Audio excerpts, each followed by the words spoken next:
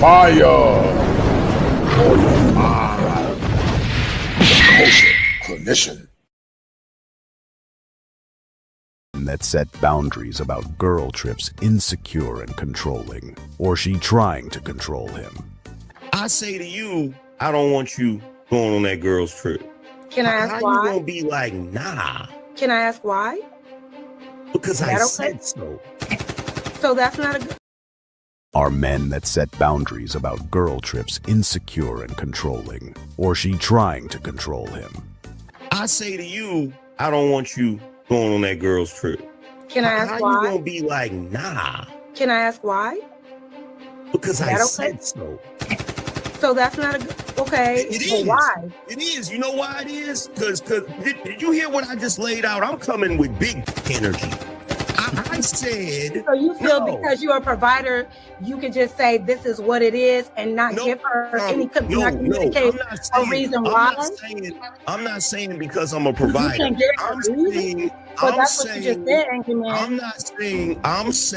telling you what I'm saying right now. I'm saying because I'm him. It's more than just being a damn provider. It's more than just being a provider. All that your homegirls be going through, you don't go through none of that. You straight. You the envy of your homegirls. Like, ooh, he got a brother type. No, when a dude hold it down the way he's supposed to hold it down, and he say to you, nah, I don't want you doing that, you supposed to be like, okay. That's it. Therapists explain in less than 4 minutes why modern women black struggle with taking accountability. And more than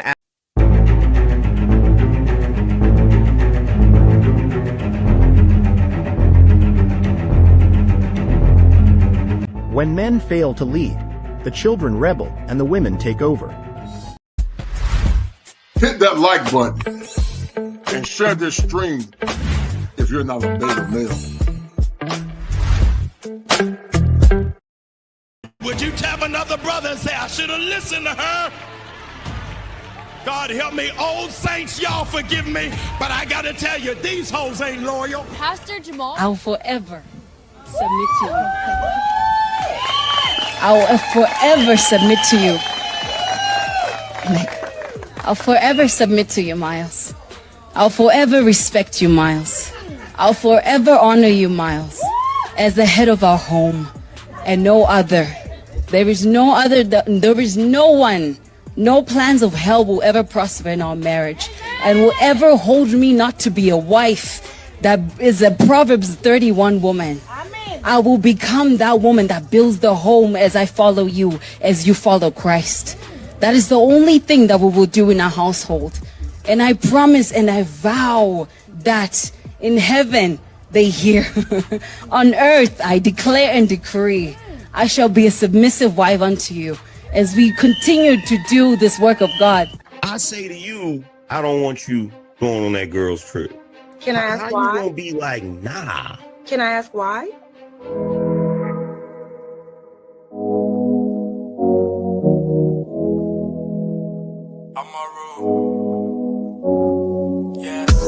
I did go ball without you. I just say bye, then I miss you. Wanna control what I do. She's such a beauty with issues. Baby, we can make it so simple right now, yeah. Something in your past must be weighing you down. So your attitude, they be bossy. Feeling like the past, keep on pulling back. Baby, me no longer the old me. I do anything just to hold you. Maybe you too bossy. I just wanna hear you say you want me. You know how to get me with that body. Baby, keep it simple, you too bossy. Girl, we go way back. Can't treat the love like a payback. Working on the trust, so I get that. Nothing come close to my baby. You've been through a lot, hate to see you down, yeah. Only thing that matter is we got now. So your attitude, they be bossy, eh? Feeling like the past, keep on pulling back. Baby, be no longer the old me, eh? I'd do anything just to hold you. Maybe you bossy. I just wanna hear you say you want me. You know how to get me with that body. Baby, keep it simple, you too bossy.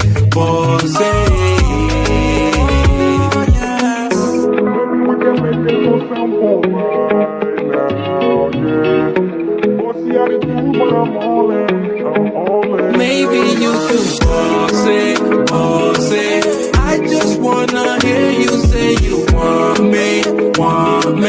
You know how to get me with that body.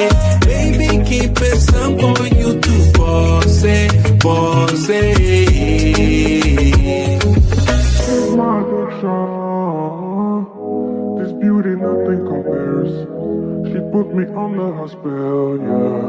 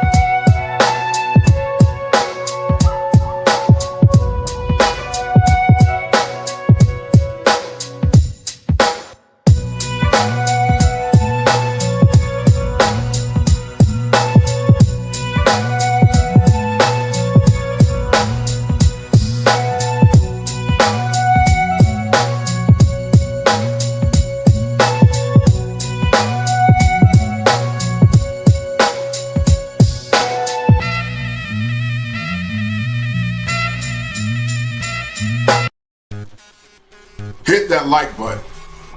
Go ahead, do it now before I reach out into that screen and twist your hand like Aunt Esther. Hit the like button. Thank you. Destroy. Fall comes to us in its own time. Fighters, keepers, losers, we. Fire for your mind. The Kosher Clinician. If If it ain't 7, it ain't kosher. Heaven and hell, that's what they told you. Real men put the strap down and we can toss them. Young heads picking back up and young dolphins. This is our culture. Now we talking kosher. Clinician, masculinity issues, absent fathers who miss you, mama drama don't kiss you, all a part of the ritual, this is how they get you, separate the men, women clipping babies pretend to, damn, lovers, haters acting like vultures, if it ain't 7, it ain't kosher, if it ain't kosher, ain't right, gotta divorce us, if it ain't 7, it ain't kosher, if it ain't kosher, ain't right, gotta divorce us, if it ain't 7, it ain't kosher, if it ain't kosher, ain't right, gotta divorce us. This is Kosher Clinician. 7 wonders, the whole world gotta listen. This is Kosher Clinician. 7 wonders, the whole world gotta listen. This is Kosher Clinician. 7 wonders, the whole world gotta listen. This is Kosher Clinician. 7 wonders, the whole world gotta listen. Listen. All right, guys, thank you for tuning in, guys. It is 43 minutes after the hour of 7 o'clock. Shout out to my Charlotte Hornets, guys. Shout out to my Charlotte Hornets. We're going to have a good show today, guys. We're going to have a very good show on this snowy, blistering day. Guys, get your pens and paper ready, guys. We're going to have a very powerful show talking about how modern women use the term insecure and also the terms controlling to manipulate you and to sabotage your sovereignty as a male. We're going to look at all the dynamics from the past. We're going to do a look at the clips from the Angry Man and Akan Ali, because I saw this clip and I thought it was something very pressing. And I said I want to react to this because anytime men try to set any examples or set boundaries or set limits in modern day relationships, women use an ego defense mechanism called he's controlling and he's insecure.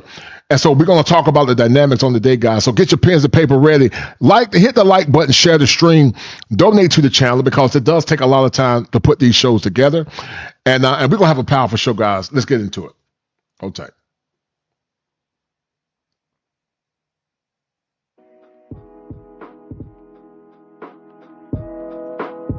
"44 minutes after the hour of 7 o'clock. Bring it to you live once again from the greatest state in the Union, the Tar Heel State. Once again, guys, are men that have boundaries and standards insecure or controlling in a relationship? What say you?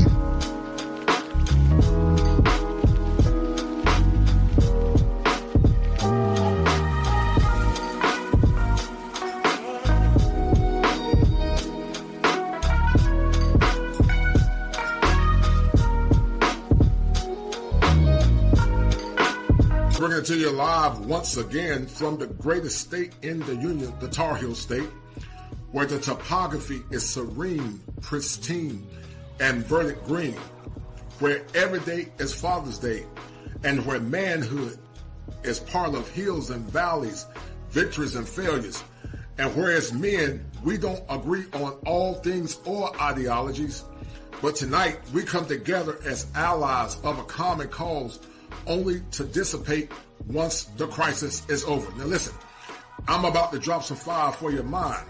But before I drop that fire, let's explore why we are doing the Manhood Chronicles. All right, guys, once again, thank you guys for tuning in. And we're going to have a very powerful show and very impactful show. And I'm going to give you guys some requisite steps in how to navigate in modern dating and relationships. I want you guys to hit the like button if you dealt with the modern woman in these days and times, and anytime you try to implement any standards or implement any boundaries, she retorts with shaming language like you're controlling or you're insecure. If you dealt with that, I want you to hit 1. In therapy, guys, there are 2 concepts called unconscious pathologies and also something called conscious pathologies. As a licensed therapist, those people that can regulate themselves internally, we call that internal locus of control. That's just a fancy way of saying, I'm not going to let the outside environment impact how I move because I know how to control myself. That's called internal locus of control. But conversely, the opposite to that is something called external locus of control. And a person that have external locus of control lack the requisite coping mechanisms to control themselves because they are dysregulated, something we talked about on last night. But watch this. If you're a traditional black man looking for a traditional black woman in this day and age now, guys, it is extremely hard to find. Your chances of finding a traditional white woman or black woman to understand the assignment is rare. I'm not saying there are not beautiful black women out there that exist in the kaleidoscope called America. But something ominous has happened, guys, where the social contract has been violated. And Angry Man did a good job breaking this thing down. Some of the things that Angry Man talked about is consistent with some of the things that I'm talking about. But Angry Man is a better one than me. And I'm going to tell you why. I'm not paying all bills for women that are not wife-ready, virgins, no kids. Now, I don't knock no man, or I don't knock any man's standard. If that's the man's standard, that's his business. But I'm not paying full price because the social contract has been violated. Now, one of the things that some women will say, well, men do it. Listen, men nor women should be fornicating ideally, but we know they do it. And so if they do it, it is what it is. But see, here's the problem with modern women. Modern women think by default that they are similar to men or they're the same as men. And while men and women are equal in our humanity, we're not equal in our biology, in our psychology. And that confluence of thought many times leads to thought distortions and also ego defense mechanisms. So anytime a man try to lead his woman or guide his woman, she'll say you're insecure or you're controlling me. Let me tell you, man, something. I see it all the time in couples therapy. Anytime a man tries to have any standards in his marriage, the woman say you're controlling. And, you know, it's sort of slow when women say you control them because I don't know if they align to themselves or they're being disingenuous or they're being willfully obtuse. But ma'am, anywhere you go, you're going to be controlled. You're going to be controlled by your job. You're going to be controlled by the laws of the land. You're going to be controlled by nature. And so the highest honor that you should allow to control you is your husband. But see, guys, many of these women come into relationships broken from daddy issues. Some of these men don't know how to lead their women. They allow their wives to manipulate them, to distort reality, to keep them in a mental logjam, and hence they don't know how to lead. And I've always said that fundamentally, I think most men are husband ready as it relates to duty, but most men are not husband ready as it relates to feminine manipulation and being leaders. Because see, if you're the man of the house and you're the leader of the home, it ain't gonna be no partnership. But see, in this day and age now, they don't believe in traditional ideologies where the man is the leader, where the man it takes full accountability. But see, what's happening now is that men are taking full accountability.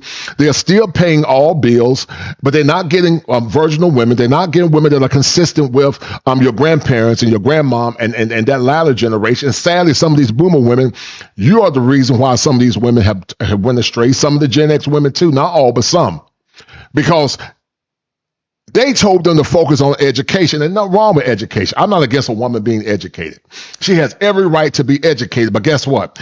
Your pursuit of education while fulfilling traditional morals and values and standards has led to a crisis. And that crisis is going to continue to proliferate in the broader Americas. It's going to continue to proliferate in the broader Americas. By 2030, there's going to be a large percentage of women or a large contingent of women that are going to be single and childless.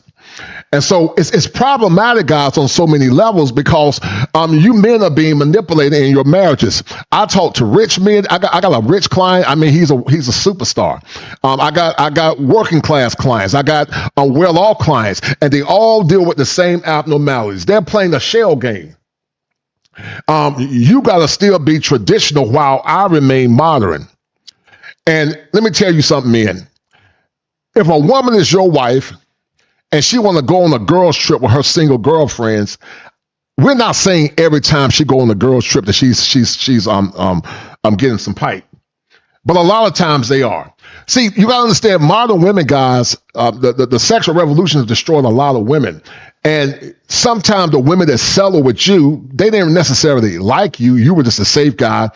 They were burnt out. They had all the fun they wanted to have. Now they settle for you. And you being a fool, you're not used to women. You're not used to women. You don't know what your worth is. And so therefore you settle for mediocrity. You settle for mediocrity because you're dealing with women like some of these simple women in my comments because they try to control you. And see, one of the reasons why, guys, you'll know that most modern women have lost their argument because they never debate what you're saying. They never try to have a coaching conversation based on rationality, but they always say it based on their ignorance. And I'm not the only one that said it. Like this idiotic woman, Stephanie Hollinger, this idiot. This feminine induced idiot, because she sounds like an idiot.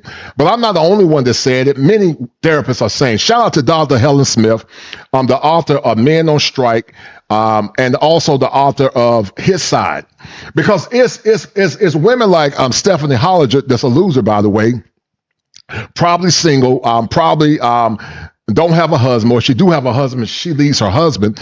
It's women like Stephanie Hollinger, guys. It's a reason why men are not getting married.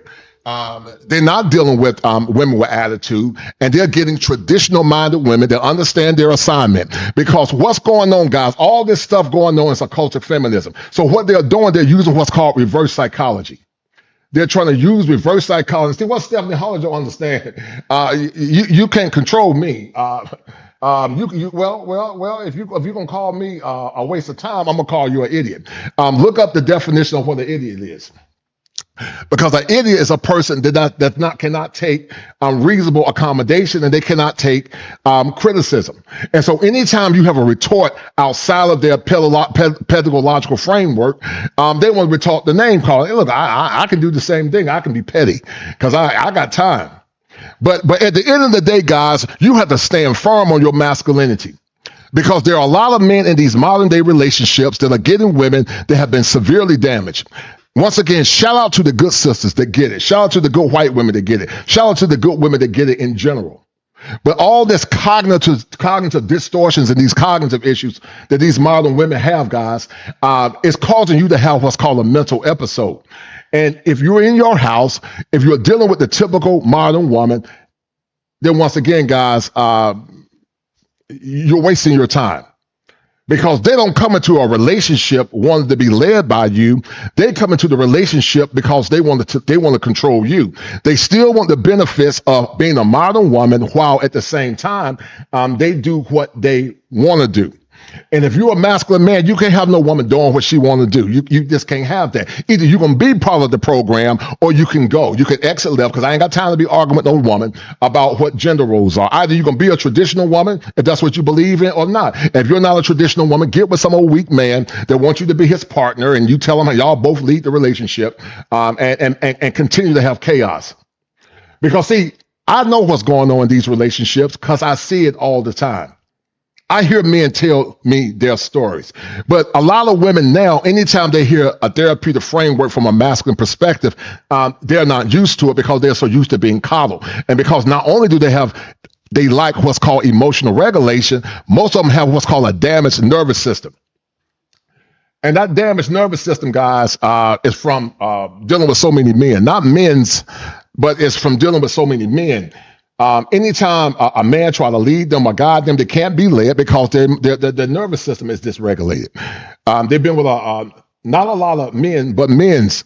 And anytime you try to lead her, it's always met with ill repute. So I'm going to tell you, good brothers, on today, to the good sisters that are listening, stand firm in your femininity.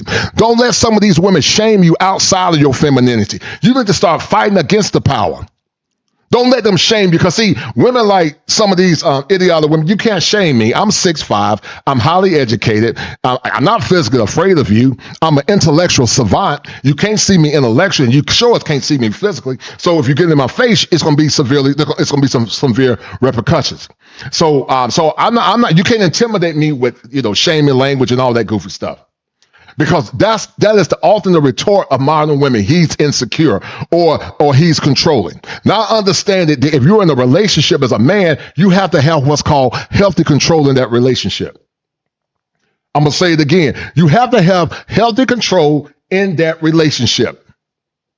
But see, women like the woman that said it was a waste of time. What you don't understand, Stephanie, there is a difference. You don't understand, Stephanie, the importance of what's called relationship symmetry. You don't get it, you don't understand it because you have arrested development.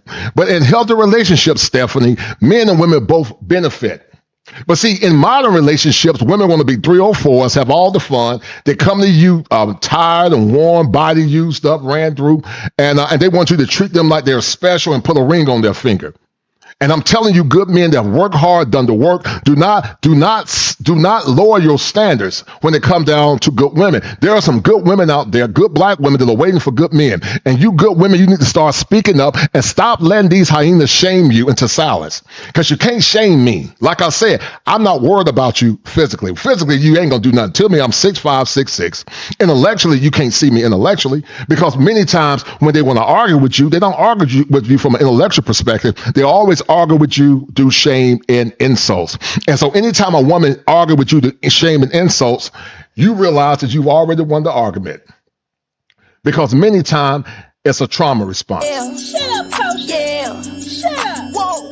Shut up, Kosher. Ballin'. Take it back. Like it's game time. Game time. Locked in when it's game time. Yeah, I'm ballin'. Like it's game time. Locked in when it's game time. I put in work, couldn't wait for my bag coming. 3 whole years and these records keep running.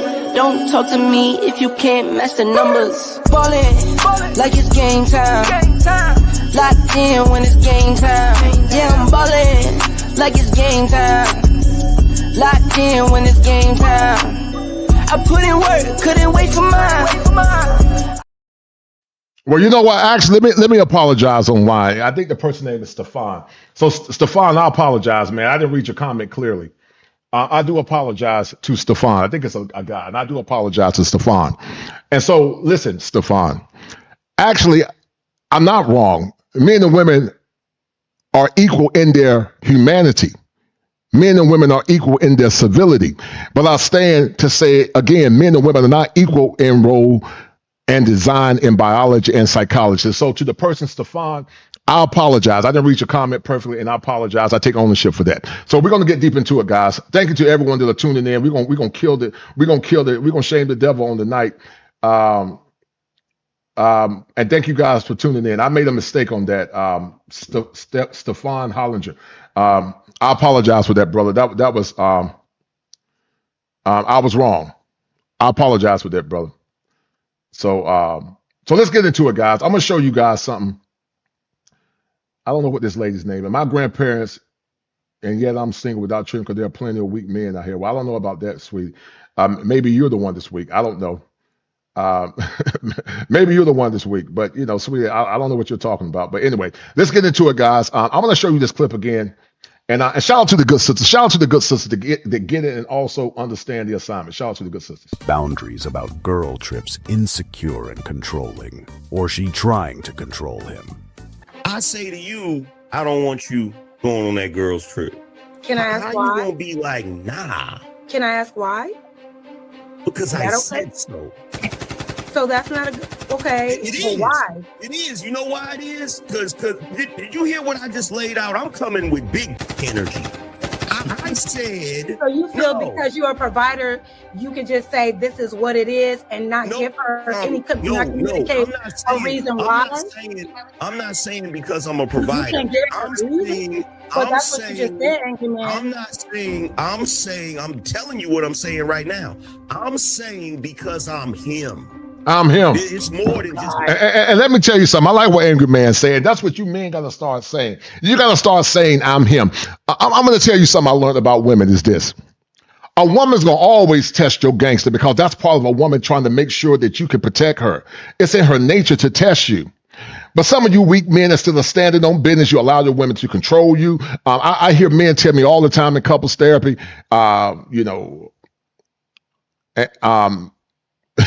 The man said, "Can I have? I'm going to be intimate with my wife. He paying all bills." And the woman to tell the man, she says, the woman say, "Can you men imagine if you ask your wife for intimacy, and your wife tell you that if you ask her for intimacy, that it's misogynistic?" Imagine the world if you ask your wife for intimacy, guys, she called you misogynistic.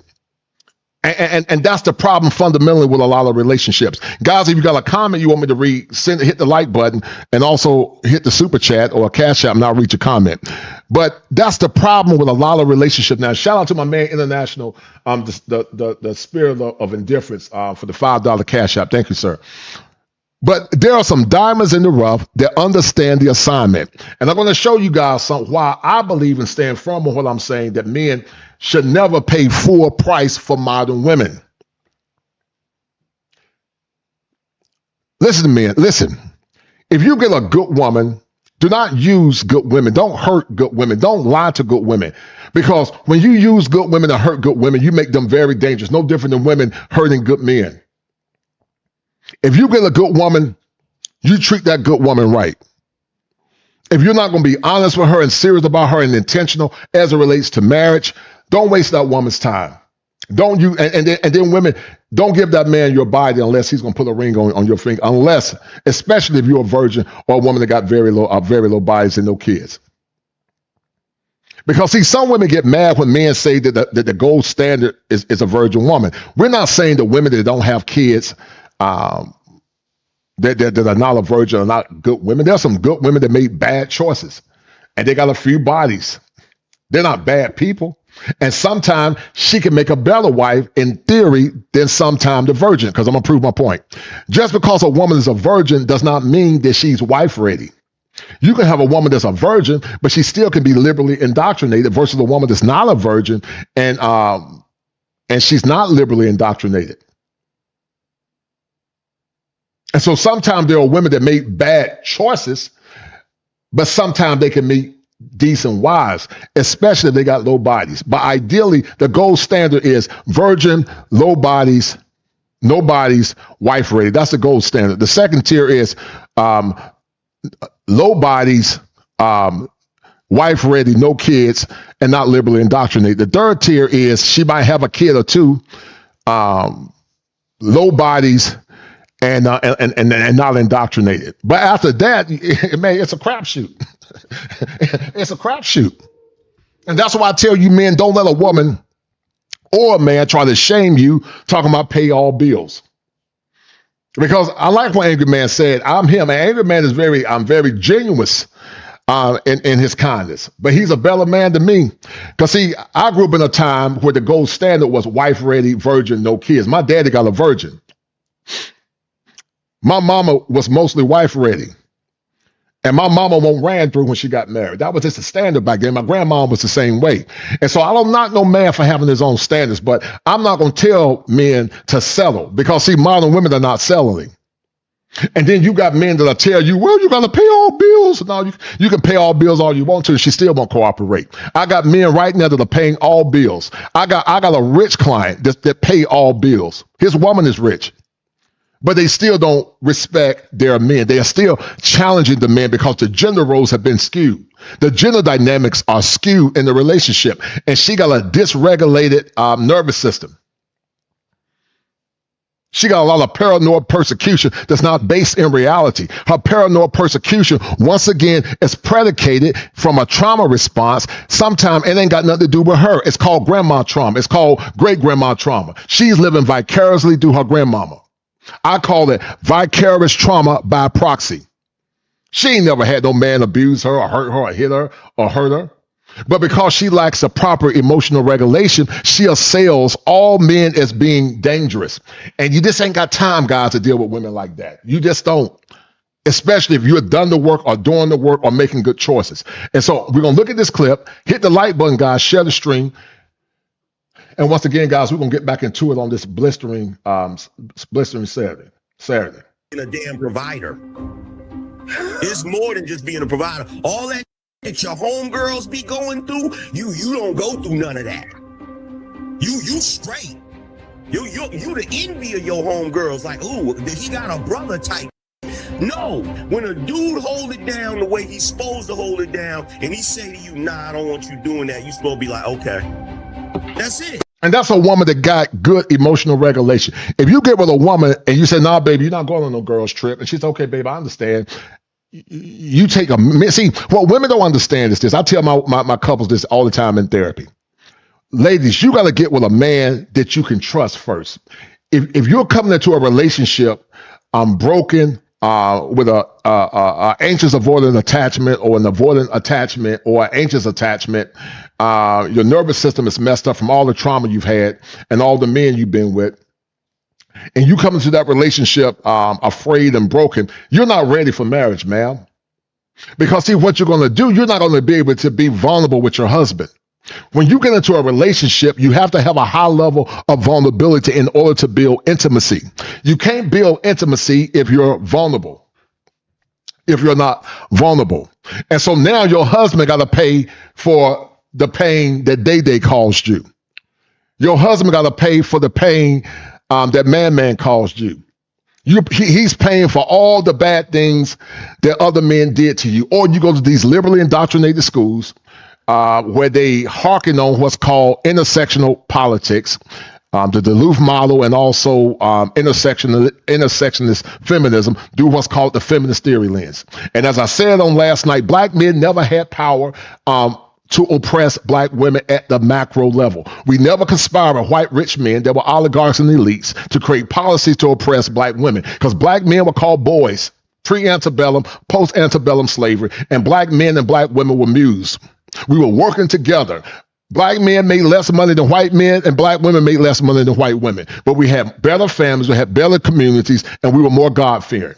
But some ominous happened around the 1960s and during the free love movement. And black women were convinced that they were being oppressed by their men, even though there was no evidence. And so some of these bird-brained women want to talk about, oh, there's a patriarchy. Sweetie, you don't know what a pure patriarchy is. A true patriarchy is a patriarchy that's predicated in policy, law, governance, and jurisprudence. So there was never a pure patriarchy. Black men never had the power as other men. But yet black men get clumped in with the rich white oligarchs that had power. And you said that, and they said, well, they oppressed us. They didn't oppress you. You confused the traumas of your grandmother, or maybe because grandmama told you the granddaddy was an alcoholic or he was abusive, and yet you don't give granddaddy grace, not understanding that perhaps granddaddy actually was going through trauma himself. Because granddaddy was being called a boy. Granddaddy couldn't get a job like his white counterparts. Granddaddy wasn't given the proper tools or given the proper resources like his white predecessors were. And so sometimes grandfather, because he didn't know how to deal with his trauma, he would use maladaptive coping mechanisms. But see, we don't give granddaddy grace in his trauma. We talk about grandmama and grandmama being the mule, and grandmama told me, girl, make your own money. But see, what some of these women don't understand, once again, shout out to the good sisters, 2030 is going to change the game. Elon Musk already said that he's going to start making robots. He's going to focus on making robots. And some of these soft skill jobs and human resources, some of you women are going to be singing that song by Patti LaBelle called On My Own. You're going to be lonely and single because you drunk the Kool-Aid.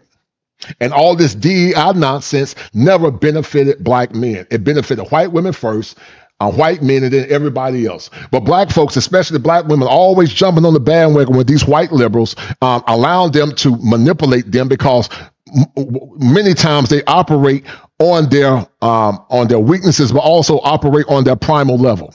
And the primal level of a woman that's not regulated is a woman that's tied into what's called solipsism, which means that nothing outside of herself exists. And women like that are not evolved women. From a clinical perspective, we call those women that have what's called repressed egos. She's either repressed where she's not aware that she's doing it, or she's regressive, meaning she's going back to the past. She never matured, and you're dealing with a woman that's broken. And you wonder why you in the relationship always walking on eggshells. I'm not walking on eggshells in no marriage. I wish I would walk on eggshells. I'm going to tell you what I want and what I expect. And if you can't do it, you can go. Or I can go. I'll go. I'll pack my bag. Well, actually, I ain't packing nothing. If I paid for a house and I built this house, I'll sell it and I'll give you a percentage of it. And you can go on with your life and I'll go on with my life and I'll get with a woman that can honor me, respect me, and obey my leadership. Because watch this, if I get with a good woman, she's gonna be well taken care of, even though I've been married to my wife for 30 years. But I'm talking about hypotheticals if I was a single man. If I was a single man, the woman that becomes my woman, she's gonna follow my program. And if she can't follow the program, she can go. Because watch this, guys, to the black men that are listening, that are looking for good women, that are diamonds in the rough. If every black woman got married today, you still would have 2 million that'll be single and without covering.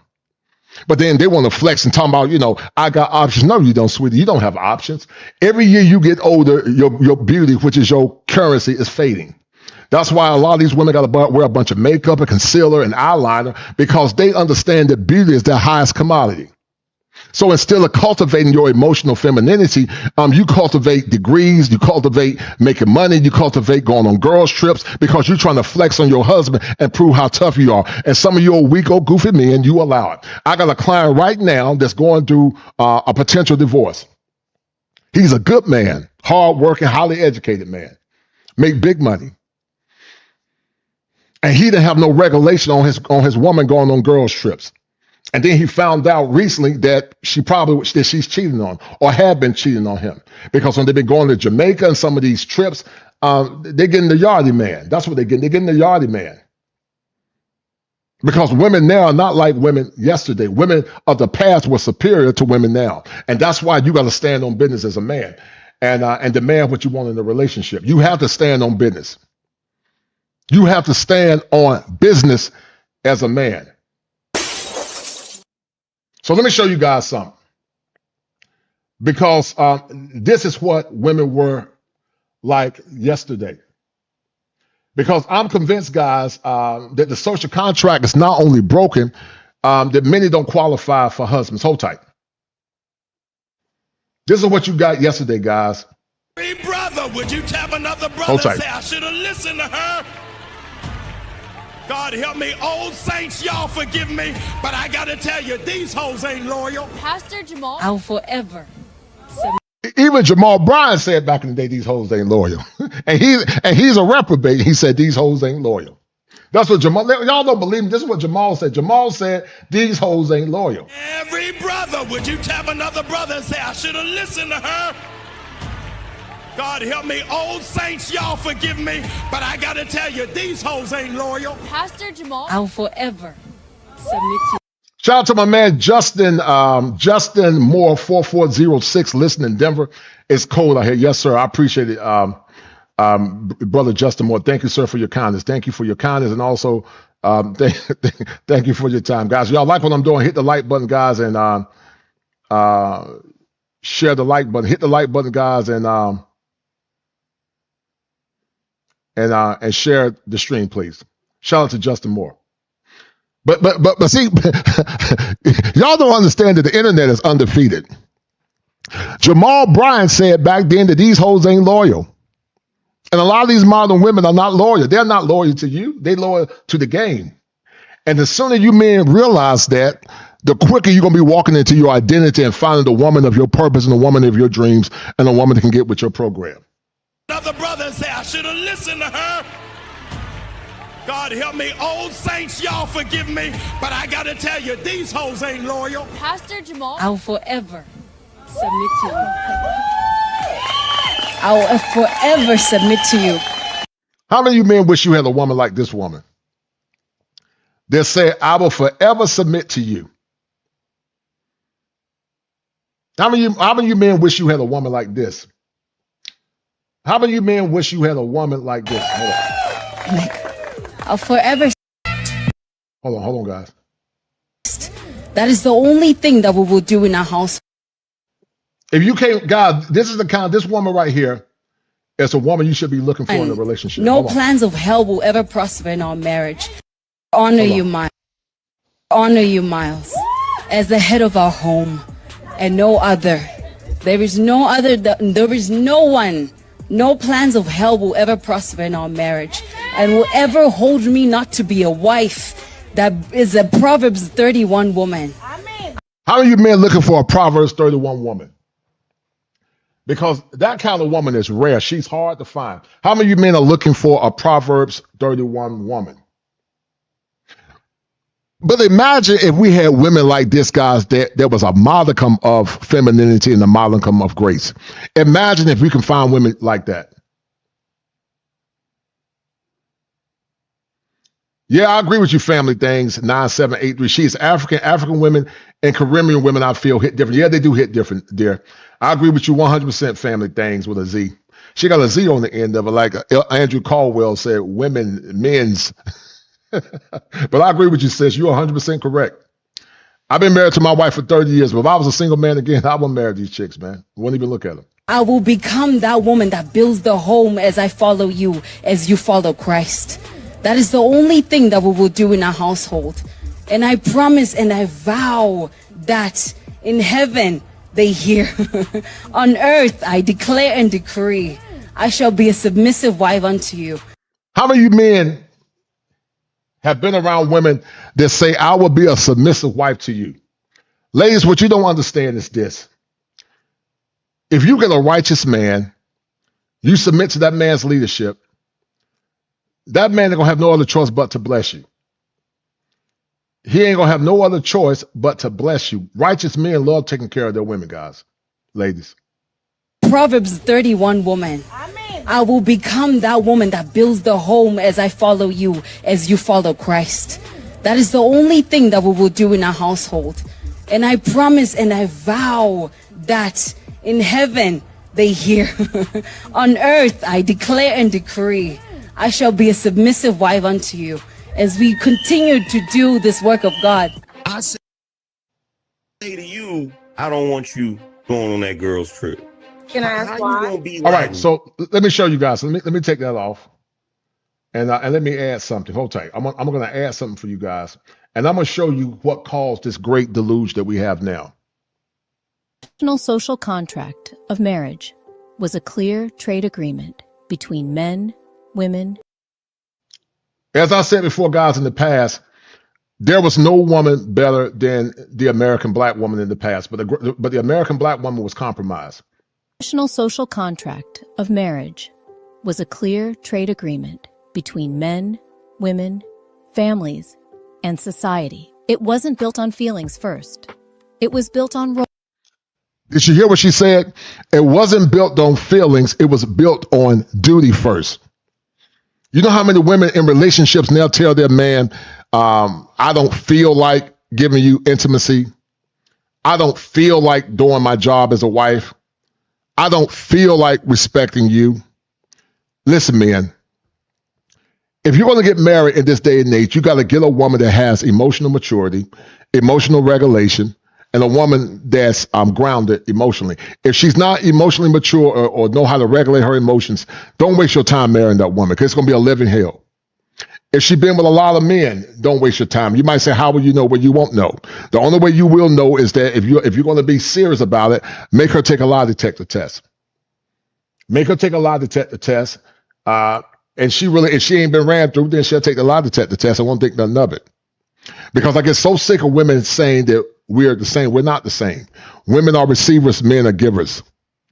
And for masculine men that want to see a woman as being special, they don't want to have the thought of a bunch of men running through their woman. We're just wired like that. And don't let nobody shame you. Just like women are wired for men that can give provision and protection and security. Because once again, most women ain't going to take a man that's been with a man before. They ain't going to deal with Andrew Caldwell that said, the Lord forgave me and I don't like men's no more. Not men. But they ain't going to take a man like Andrew Caldwell to say, I don't like men no more. Men's no more, but not men. They're not going to take no man like Andrew Caldwell. They want a man that's that ain't never been with men. They want a masculine man, because feminine women cannot, a feminine woman can't have the thought of another man messing with her man. That goes outside of her character. A woman don't want a man that says, I'm delivered with a T. I'm not gay no more. I am delivered. I don't like men no more. I said I like women. Women. You know, a woman don't want no man that's talking about, I don't like men's with a Z on the end. A woman want a man that's never had no pipe. And that's how men are too. Men don't like for their woman to be ran through. Now, imagine if a man said, oh, if you don't like me because I've been with men's, you're insecure. No, that woman is not insecure. That woman is not insecure at all. That woman is not wired to have a thought of another man being with her man. And that's why men feel the same way. It's called the penetration principle. A man cannot have the thought of multiple men going inside his woman. And not only going inside his woman, putting his DNA inside of her. But then she got the nerve to talk about she want a man that treat her special and pay all the bills and take care of all her children. Not children, but children. That ain't going to happen. I'm telling men to raise the standards, you know, because a lot of these modern women guys are gone. It ain't no going back. It's over with, man. And you will be a fool to waste your time. Because a lot of these modern women like Janet Jackson, they want to be in control.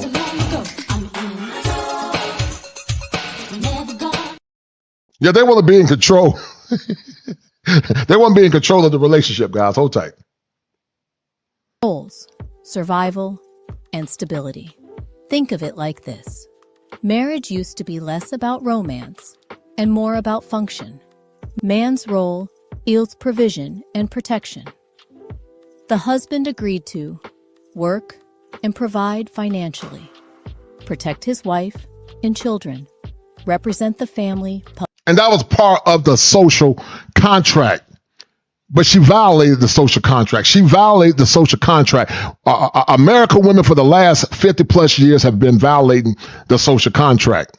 And that's why I tell you, man, stop letting people shame you into these traditional roles, because you're not giving women that are virgins. You're not getting women that don't have kids by other men. Stop, because they said, well, there were women back then that had a child. The single mother in the past that had a child was superior to the single mother now that got a child. Because the single mother back then was humble.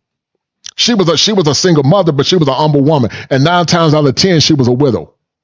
But she wasn't a woman out here giving her body to a bunch of men. And so when that man came into the home, she respected that man. Being a stepfather was respectful about 60 years ago. But now it's not respectful. These heifers will tell you, you can't raise my child. You can't touch my child. But they want you to pay for somebody else's seed. They want you to take full ownership for somebody else's seed. Publicly, carry responsibility for outcomes, lead decision-making. In return, he received sexual exclusivity. Listen to what she just said. He received sexual exclusivity. What that basically meant is that she won't go on no girl trips, giving her bodies to multiple men. She was a virgin when he got her. She wasn't ran through. And when that man said, I wanted some cat, she didn't say my head hurt, or I'm tired, or I got to work in the morning. Because she understood that part of the social contract was that you're going to be the provider, the protector, take care of the bills, and put your life on the line for me and the kids. That's why men died off early, because we had the hardest job. But it meant that he had sexual exclusivity, not only in the marriage, but ideally she was a virgin or had low bodies when he got her. But you got chicks now that been with 20, 30, 40, 50, 100 men, been with women too, but they said they want to be treated special. They singing that song talking about they want to know what love is. I want you to show me.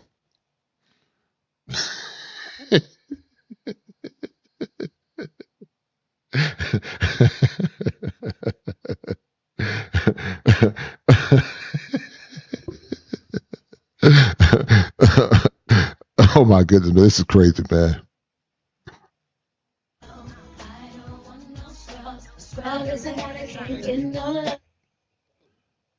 Children within marriage, respect, and cooperation. A stable household. Woman's role, ills, nurture, and order. The wife agreed to manage the home, raise the children, support her husband emotionally, maintain sexual fidelity, preserve family reputation. In return, she received financial security, protection, social status, long-term commitment, a father for her children. Society rewarded marriage with honor, stability, legal protection, clear expectations, and punished breaking it with shame, exile, loss of trust, economic hardship. Marriage wasn't private. It was public and enforced. Society rewarded marriage with honor, stability, legal protection, clear expectations, and punished, breaking it with shame. It was shame back in the past, guys. There was shame. Guys, if you like what I'm doing, guys, hit the like button, share the stream, and also show some love, guys, by donating to the channel. But there was shame in the past. There's no shame anymore. Women don't have shame like their grandmothers and their great-grandmothers because our women have been compromised. Listen, I'm not saying this to be biased. I believe, well, actually I am being biased. I believe there was no other woman greater than the American black woman in the past. There was no woman, in my opinion, that was greater than the American black woman. There were some good white women back then too, but I don't think they compare to the American black woman. The American black woman was more God-fearing. Black women weren't doing what white women were doing, especially when it came down to the 60s. Back in the 60s, black women were very conservative. But black women lost their place. They lost their place. And many are going to be singing a song by Patti LaBelle. They're going to be singing that song by Harold Melvin and the Blue Notes. They're going to be singing that song by Harold Melvin and the Blue Notes. Talking about the whole world laughing at me. I'm still true. They're going to be singing that song by Harold Melvin and the Blue Notes. Exile, loss of trust, economic hardship. Marriage wasn't private. It was public and enforced. In traditional marriage, duty came first. Love often... Look what she said. In traditional marriages, duty came first. There was a responsibility to honor and respect your husband. Duty came first, not love. It was duty first. It was duty first. Duty came first, not love. It was about the mission. When women got married years ago, it was about the mission of the relationship. It wasn't about her feelings. It was about the mission. And I'm trying to teach men to get with women that understand the mission. Because let me tell you something, ladies, there might be a time in your marriage where it might be 3 o'clock in the morning. You might be tired. And your husband might say, listen, babe, I know you got to go up. You got to go to work in the morning. But listen, I want some. You know, your husband might turn to Fleece Johnson in the middle of the night. Your husband might have turn to Fleece Johnson. And he might tell you that he see you and he wants you. Now, hopefully he don't say you could do it the easy way or the hard way. but your husband might turn to Fleece Johnson in the middle of the night. I urge you to say so. I'm not no shame in my game. This is nothing that I'm ashamed to admit. I am what I am. I'm a warrior too, you know, so let that be known. I'm a warrior.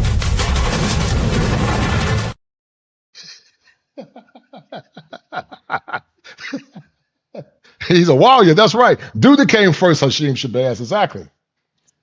You know, duty came first. It wasn't about how you felt. And let me tell you something, ladies.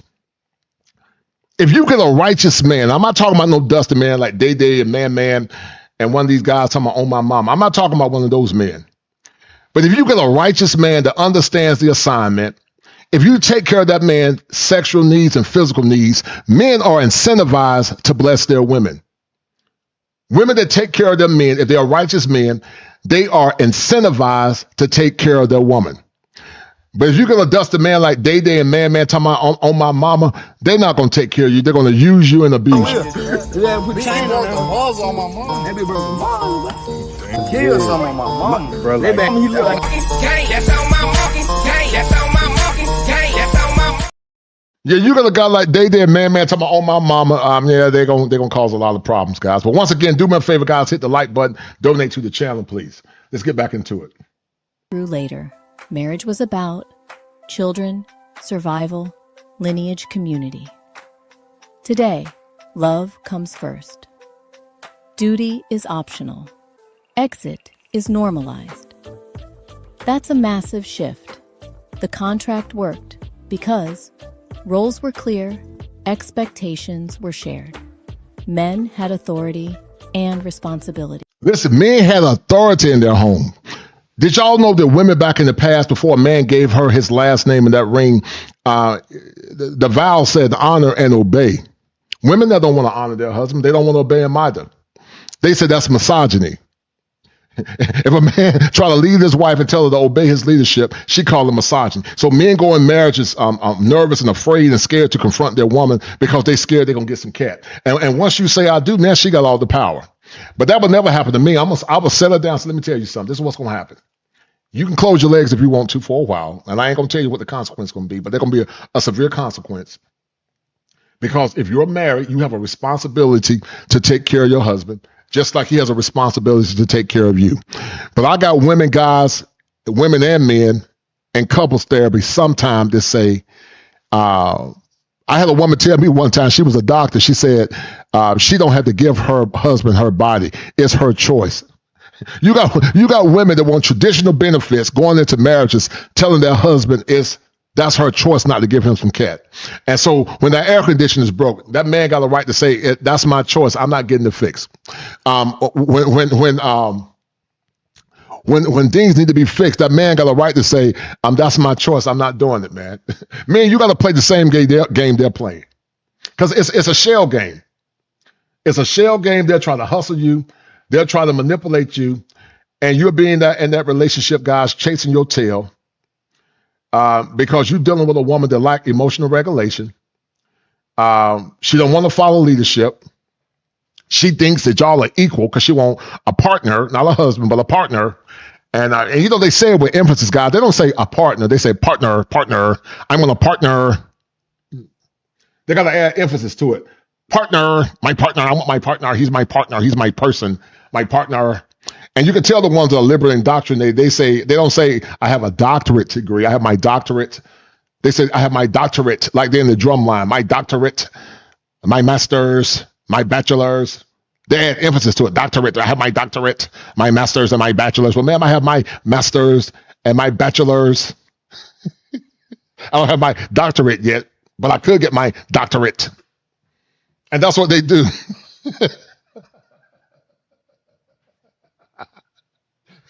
Because they trying to flex on you, man. They trying to flex. They trying to flex. And I'm gonna tell you guys what the sexual revolution did to a lot of women in a minute. Hold tight. Hold tight. Women had protection and limits. Children had stability. It reduced chaos. And you got a bunch of kids now growing up in homes and growing up in situations where there's a lot of chaos. When my mom died last year, bless her heart, and I think about my mom every now and then. But I strongly believe that my mom is in the presence of God right now. I don't think I got a strong belief. Actually, I know if my mama didn't make heaven home, then I would be shocked and disappointed. But I strongly believe that my mom is in the presence of God. But when my mom died, my daddy was there. My 82-year-old dad was there with my mom when she had a massive heart attack. And her kids were around her the day prior because we still believe in traditional family. We weren't perfect. We haven't been perfect, but we still believed in family. And let me tell you something. The most important thing in the world is not how much money you make. It's family. Family is the most important thing, and also community. And some of you good women, y'all have been deceived. Some of you women were deceived. You were hoodwinked. You were tricked by liberalism and liberal indoctrination. You gave your virtue and your woman power away, which was your body, to unworthy men. And now you get triggered when he asks you about the body count. And like I said, this is what white liberalism did to black women. Black women weren't like that. There was a time back in the 90s, there were certain things that black women just didn't do. And this is not to denigrate white women. It's not. Because I'm not saying all white women did it. But black women were a lot more conservative. But now I think black women are worse. A lot of black women now are worse than white women now, in my opinion. A lot of them are. And black women are suffering the most because once again, when white America get a cold, black America get the flu. It happens every time. Because we've always been the underclass. But we were beginning to come up. Black folks were on the rise around the early 60s. We were on the rise. We were doing good. But it was all by design to suppress and to destroy the unity and the momentum the black folks had built. We had Jet magazines, we had Ebony magazines, we had Essence magazines. Jet magazines inspired me to go back. Well, I was going to go to school anyway, but it made me even more ambitious. Because my homeboy, he went to Elizabeth City State.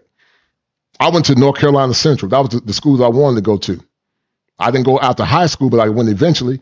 I got my undergrad from Pitt Community College. I got my master's from the University of North Carolina at Chapel Hill, an Ivy League adjacent school. Everything I touched, I did it, and my dreams came true, guys, because I worked hard. I worked hard because I knew it was hard work that was going to get me to the next level. But you think if I was a single man, I would tolerate the mess that men are tolerating now in marriages? No, that would never happen. I'm not going to argue with no woman. I'm going to tell you what I need you to do. You can either do it or you don't have to do it, but there's going to be a consequence. Some of you men need to stop rewarding bad behavior. Stop giving her your attention. Stop giving her your resources. Stop giving her your time. Because I'm convinced that modern women want to reduce you to being their rat. They want your resources. They want your attention. They want your time. They want security. And they only want to give you sex they gave to other men for free. And so what are you getting? Nothing. And they get mad at me for telling the truth. But, y'all know me. Y'all know I don't care. Y'all know Kosher don't care. The modern contract looks like this. Old contract. Provision plus protection. Loyalty plus domestic support. New contract. Love. Now look at the new contract. The new contract puts love first. But when you go to that divorce court, she ain't talking about no love. When you go to the divorce court, she ain't talking about love. She's talking about the diversion of assets. She wants you to give her half of your pension. She want alimony and she want child support. Once again, when a woman can regulate her emotions and she's God-fearing for the greater cause of the relationship, that's the kind of woman you want, like this sister that was married to the man called Miles. You want a woman that's striving to be a Proverbs 31 woman, not this trash that men have to deal with now. Plus freedom, plus self-expression. Love, plus freedom, plus self-expression, which creates problems. Because roles are unclear, expectations are unspoken, accountability. That's why they say partner now. Because partner came out of liberalism, and partner was predicated in egalitarian relationships. It came from the alphabet mafia. But when they say partner, it basically means that, he's the leader and I'm the leader.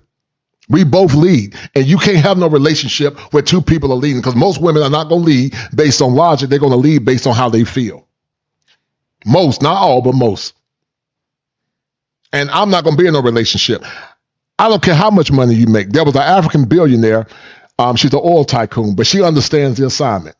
She understands just because she's a billionaire, she still is a wife of a husband. And her money does not supersede her responsibility and her duty as a wife. That's why you men got to start demanding more. You got to start demanding more in relationships. Is negotiable. Exit is easy, so people fight about money, leadership, submission, chores, respect, independence. What do I owe you? The real tension today, modern relationships want traditional benefits, security, commitment, loyalty, without traditional duties. How many men deal with women that want tradition without traditional duties? I call it taxation without representation and the suppression of the American male. It's wholly taxation without representation and the suppression of the American male. She's trying to tax you to death, but yet she's not giving you what you want as a man. Because the social contract, guys, has been broken. She's already given her body to multiple men. She's not wife ready. She got children by other men. That's why you can't be paying all no bills. I'm not paying all bills. And I definitely won't pay all bills for a woman my age. I'm not paying all your bills, sweetie. You're not going to stack your money while I pay all bills. I could pay all bills, but I'm not going to pay all bills. I make well over 6 figures. I made some good money last year as a therapist, but I'm not paying all your bills. I'm not paying all your bills. Because see, modern women try to tell you what the program is instead of being part of the program. Women years ago understood that they had to be part of the program, and their grandmothers and their mothers taught them how to be part of that man's program. But women now are not teaching women how to be part of the man's program. Women now are teaching them to go out there and have fun and give their body away to multiple men, and then after they get ran through, to come back and say, I want a good man and treat me like a queen and treat me like I'm special and put a white dress on me. But white dresses symbolize purity. That's what a white dress symbolizes. I'm going to keep it kosher. I'm keeping it kosher. A white dress symbolized that she was pure, that she wasn't touched, and that the covenant hadn't been broken. And so when that woman would have red stains on the sheets or whatever, it was a sign that she was in covenant with you, not that she had broken covenant. But y'all marrying women that had already broke covenant. That's why when people talk about, oh, he committed adultery. Well, ma'am, you cheated on your husband. They say, well, how can I cheat? I didn't know him then. You didn't have to know him then. That's why it's called your future husband, dummy. That's why it's called your future husband. Your body was supposed to be kept for your future husband. That's why it's called fornication, because you don't know who your future husband is. But they're trying to shame you and say, oh, I didn't know you then. That's in the past. Ma'am, I don't care if it is in the past. Some women say, well, I did it because I was looking for love. It don't matter. The world don't owe you no excuse. If a man go out here and making bad choices, the world is not going to feel sorry for him.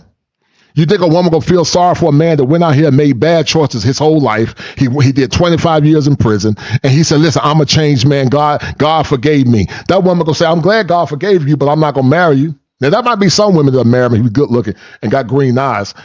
You know, he's good looking.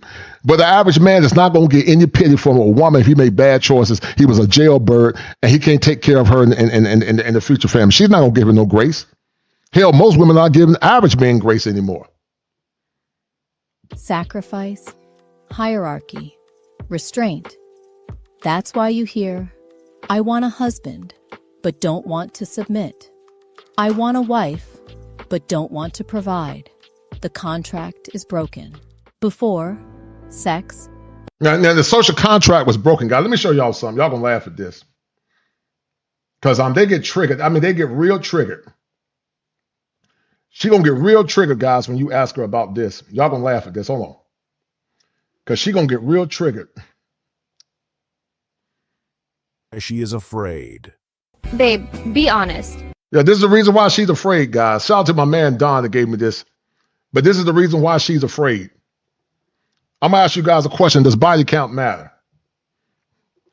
Does body count matter when it comes down to getting a traditional woman? Because they get triggered. Becky got real triggered when Brad asked her about actually, Brad didn't even ask her about the body count. Becky asked Brad about his body count, but watch her get triggered, guys. Watch Becky get triggered. Hold on. Here's why she is afraid. Babe, be honest. How many women have you been with before me? What's your number? 5. 2 serious relationships, 3 casual dates. What about you? What is your number? Why does that matter? So why does it matter? Is the past. She gonna say the past, the past. That's what they all say. The past is the past. That's an ego defense mechanism, guys, by the way, called scapegoating. That's an ego defense mechanism called rationalization. She's trying to rationalize her past based on her bad choices. Because see, her ego doesn't feel good. She don't feel good that she gave her body to so many men. And listen, let me be real clear. I'm not saying that God can't give a woman grace. I'm not saying that a woman can't make bad choices and God can't give her grace. But what you don't understand is this. Even though God can give you grace, you're going to reap what you sow. And if you get with a man that has high standards and high values, he make good choices, that man going to ask you about your past. And if you're a woman of honor, you're going to tell him the truth with the understanding that he might not put a ring on your finger.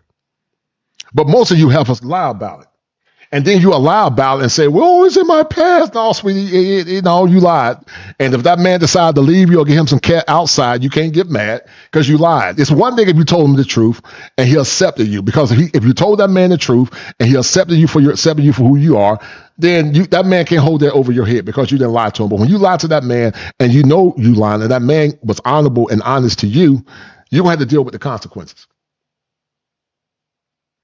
Stop Stop being so insecure. It's different for guys. You shouldn't. You hear what she said? Insecure. That's shaming language. Shame, insults, guilt, and the need to be right.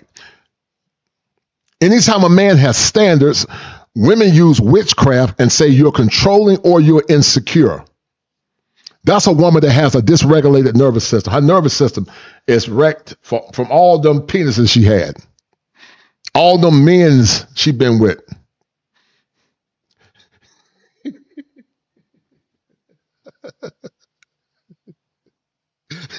She can't submit to you because she submitted to so many other men.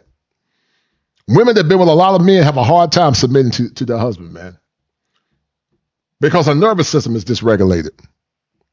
And they'll say, but Jesus forgave me. Well, ma'am, I ain't got nothing to do with what Jesus did with you. That's between you and Jesus. I'm not Jesus, though. Because I've always said your soul might be saved, but your box is a sinner. Your box need to be born again. Your soul been born again, but your box is still standing in the need of prayer. Your box needs to be born again. And listen, if y'all don't believe me, that box needs to be born again. Some of y'all think I'm lying, man. If y'all don't believe that box needs to be born again, y'all need to ask Corey Holcomb. Because even Corey Holcomb realized that box needs to be born again. Y'all hold tight. Let's see if I can find it. Because if y'all don't believe what I'm saying, ask Corey Holcomb. Hold on. Nigga ass, loser ass nigga. Your video with comments about He's a loser. female. Just to let you niggas know, we don't need y'all. We want y'all, but we don't need you. 20 years later. Our black men, we want all y'all back. Because we love you, we see you, kings, and most importantly, we need you. And most importantly, we need you. And most importantly, we need you. You can't. If you a that's for the streets. You can't delete the ski. You can't delete the ski. I know a who used to suck dick every month of night. You can't delete your. You can't delete it. You know, it's done. And that's why Becky got mad at Brad. Because Becky knows she can't delete the ski. Because the greatest gift that you can give your husband is your chastity. That's the greatest gift that you can give a man. It's when you come into a marriage, that's the gift you're supposed to give to your husband. And the gift that he gives to you is his life, his provision, his protection, and his love. But you've given it away. You gave it away to Day Day. You gave it away to Brad. You gave it away to Man. You gave it away to Raekwon. You gave it away to Dexter. But yet you want that man to pay full price? What is he paying full price for? I mean, what is he getting in return? Nothing. Ask a woman that question. So, you want my history, but yours is a secret? Huh? Sarah, when I buy a used car, I ask for the Carfax. I need to know the mileage and the accidents. I don't buy a car blindly, and I definitely don't marry blindly. Did you just compare me to a used car? I am a human being. My past makes me who I am. If you loved me, you wouldn't care about my history. You are applying for the position of wife. Wow. In the real world, no CEO hires an employee without checking the resume. If you hide your resume, it's usually because you're unqualified for the job. You are a misogynist. You verify everything. Where is the trust? And God, that's the only word they got is misogynist. You're insecure and you're controlling. And Brad is right. When you listen, if a person's going to hire you for a job, they want to know what your past is. When you go to the doctor for your health, he said, "What is your physical health?" When you go to the school to get into graduate school, what is your academic past? What is your academic past? What is your social past? Everybody needs to know the past so that they can make a determination whether or not that y'all can have a relationship. Now, if you tell that man the truth, he'll accept your past, and that's fine. Only thing I'm saying is that you have to tell that man the truth and let him see if he can accept the relationship. But a lot of women come into relationships lying.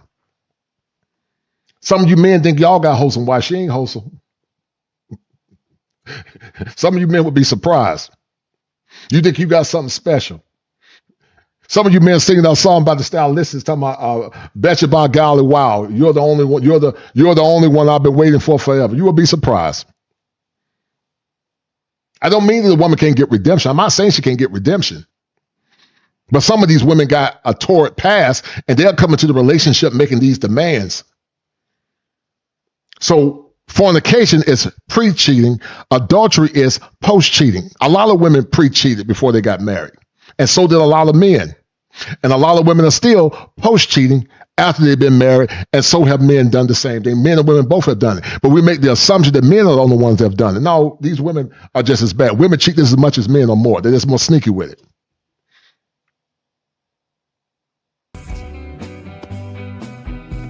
Trust is earned. Data is verified. So one of the biggest issues, guys, with this whole body count situation, the body count thing, is that women don't primarily understand male psychology. Men by nature are wired to conquer. Men by nature are wired to protect the things that they love. And the whole issue with the sexual revolution is that the sexual revolution told women that they can live like men, act like men, and assume that all men are sleeping around with multiple women. But that's not the case. And when that happens a lot of times, women have what's called a cognitive break because they understand at a very visceral level that their behavior is bad, but they don't want to deal with the consequences. This is another keeping it raw with kosher moment. And which truth is stranger than fiction. Yes, sir. It's another keeping it with kosher moment where truth is stranger than fiction. That's my new slogan there, guys. Keeping it with kosher moment where truth is stranger than fiction. And these modern times, truth is, guys, stranger than fiction. Pregnancy, it's responsibility. Men, it's providers. After. Sex, it's recreation. And it destroyed black women. Listen, black women were the truth back in the day. I'm not, black women were different, man. Black women were different. They were different back in the day, guys. They were better women back in the day. They were wholesome. They were able, you could lead them better. They understood the assignment. They took care of their kids. And they were just better women. But I feel so sorry for men now in these modern times trying to get a good wife, man. It's hard on brothers now trying to find a good woman. It's hard. It's real hard. And if you're a single man coming to relationships now, guys, no game, you're going to be greatly deceived. Because a lot of these chicks got game. They got a lot of game.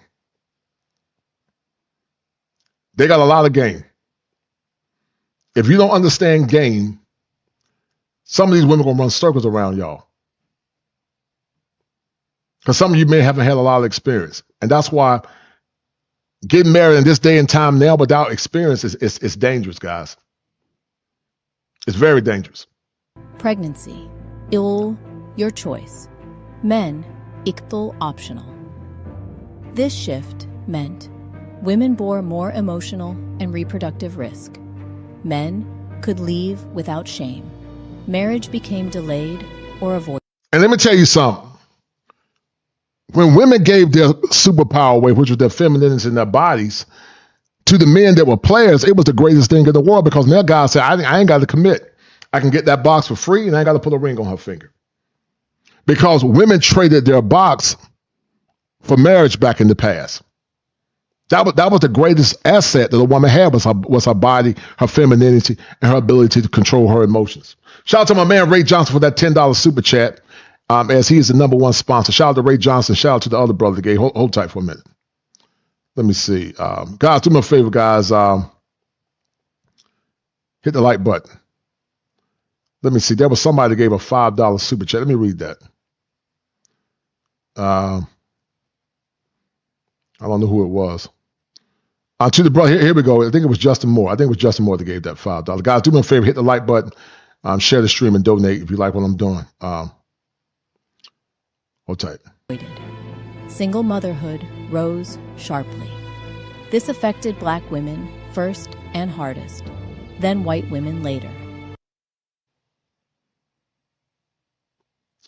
Yeah, black women were powerful. Shout out to Bashir. She said the first thing my husband noted in his kutubah is that I was to submit to him. No problem. Yes, ma'am.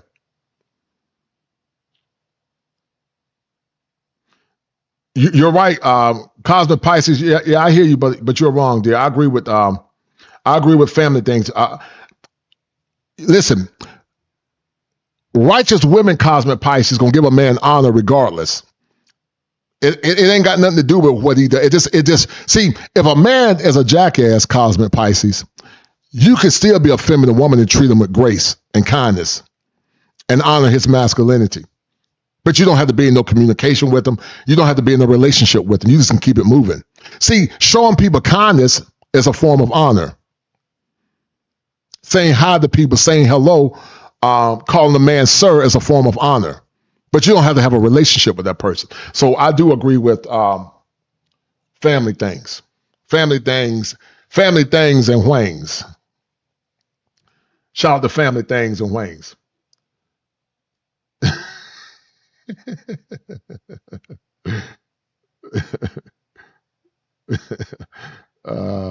Yes, you're right. What's your name, dear?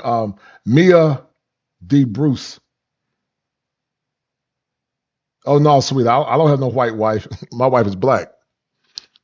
Not that it should matter. I mean, if I fell in love with a white woman, I fall in love with a white woman. But no, my wife is a black woman, Mia. She's black, and I got black kids. But I don't think it mattered. If a white woman showed me love, I would marry a white woman because God don't care. God don't see color. Whoever treat me right, that's who I'm gonna treat right. My man said he always read Jet magazine. So anyway, we're gonna get into it, guys. This is the second half of the show. We're gonna get deep into it because I know you guys came for the sauce, and I'm gonna give y'all the sauce. If y'all ready for the sauce, hit one. Hit one if y'all ready for the sauce, guys. Hit one if you're ready for the sauce. And also, guys, hit that like button. Hit the like button. And hit one, guys, if y'all ready for the sauce. If y'all ready for the sauce, hit the like button and say sauce. Because I'm about to give y'all the sauce. But I need y'all to show some love and support the stream, man. I'm a bishop. I'm Bishop Kosher, because these love offerings are real low. Y'all got to show Bishop Kosher some love, man. Because I'm about to give y'all some fire for your mind. If y'all ready for some fire for your mind, hit one. Hit one if you're ready for some fire for your mind. Y'all hit one if y'all ready for some fire for your mind. Because I'm going to give y'all some fire for your mind. Hit one if y'all ready for some fire for your mind. Yes, sir. I'm going to give y'all... I'm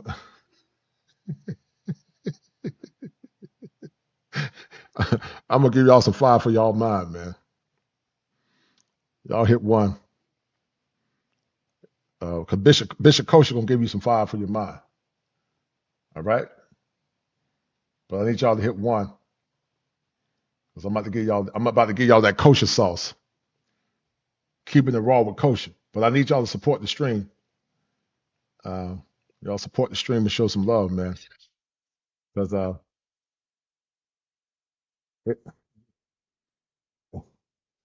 it take a lot of time putting this stuff together, man. But anyway, I'm about to give y'all some fire for y'all mind. I'm about to give y'all some of that kosher sauce. Hold on, I got to get out of this screen. Hold tight, guys. I'm about to give y'all some fire for your mind. Hold on.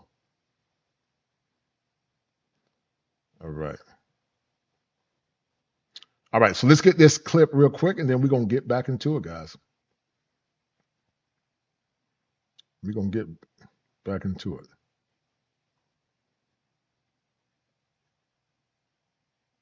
Brother, would you tap another brother and say, I should have listened to her?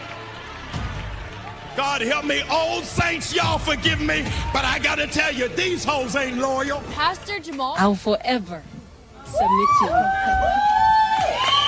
I will forever submit to you. I'll forever submit to you, Miles. I'll forever respect you, Miles. I'll forever honor you, Miles, as the head of our home and no other. There is no one No plans of hell will ever prosper in our marriage and will ever hold me not to be a wife that is a Proverbs 31 woman. I will become that woman that builds the home as I follow you, as you follow Christ. That is the only thing that we will do in our household.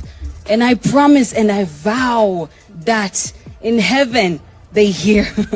On earth I declare and decree, I shall be a submissive wife unto you as we continue to do this work of God. I say to you, I don't want you going on that girl's trip. Can I ask why? You gonna be like, nah. Can I ask why? All right, guys, hold tight. Shout out to my man, Anthony Allen. He said the family in society is cooked. There's a commercial that shame men in the home by bringing another man to handle the responsibility. Yes, I agree with you, Anthony. That's why I'm so passionate about these conversations, brother. Thank you for that fire, brother Anthony Allen. Thank you, sir, so much. So, guys, we're about to get into it. I'm about to drop some fire for y'all, mind, man. If y'all ready for the fire, hit one, man. Hit one. If y'all ready for that kosher fire, I'm about to drop some fire for y'all, mind. So we're going to get into it. So, guys, we're about to go down the rabbit hole. But before we go down the rabbit hole, I'm going to drop some fire for your mind.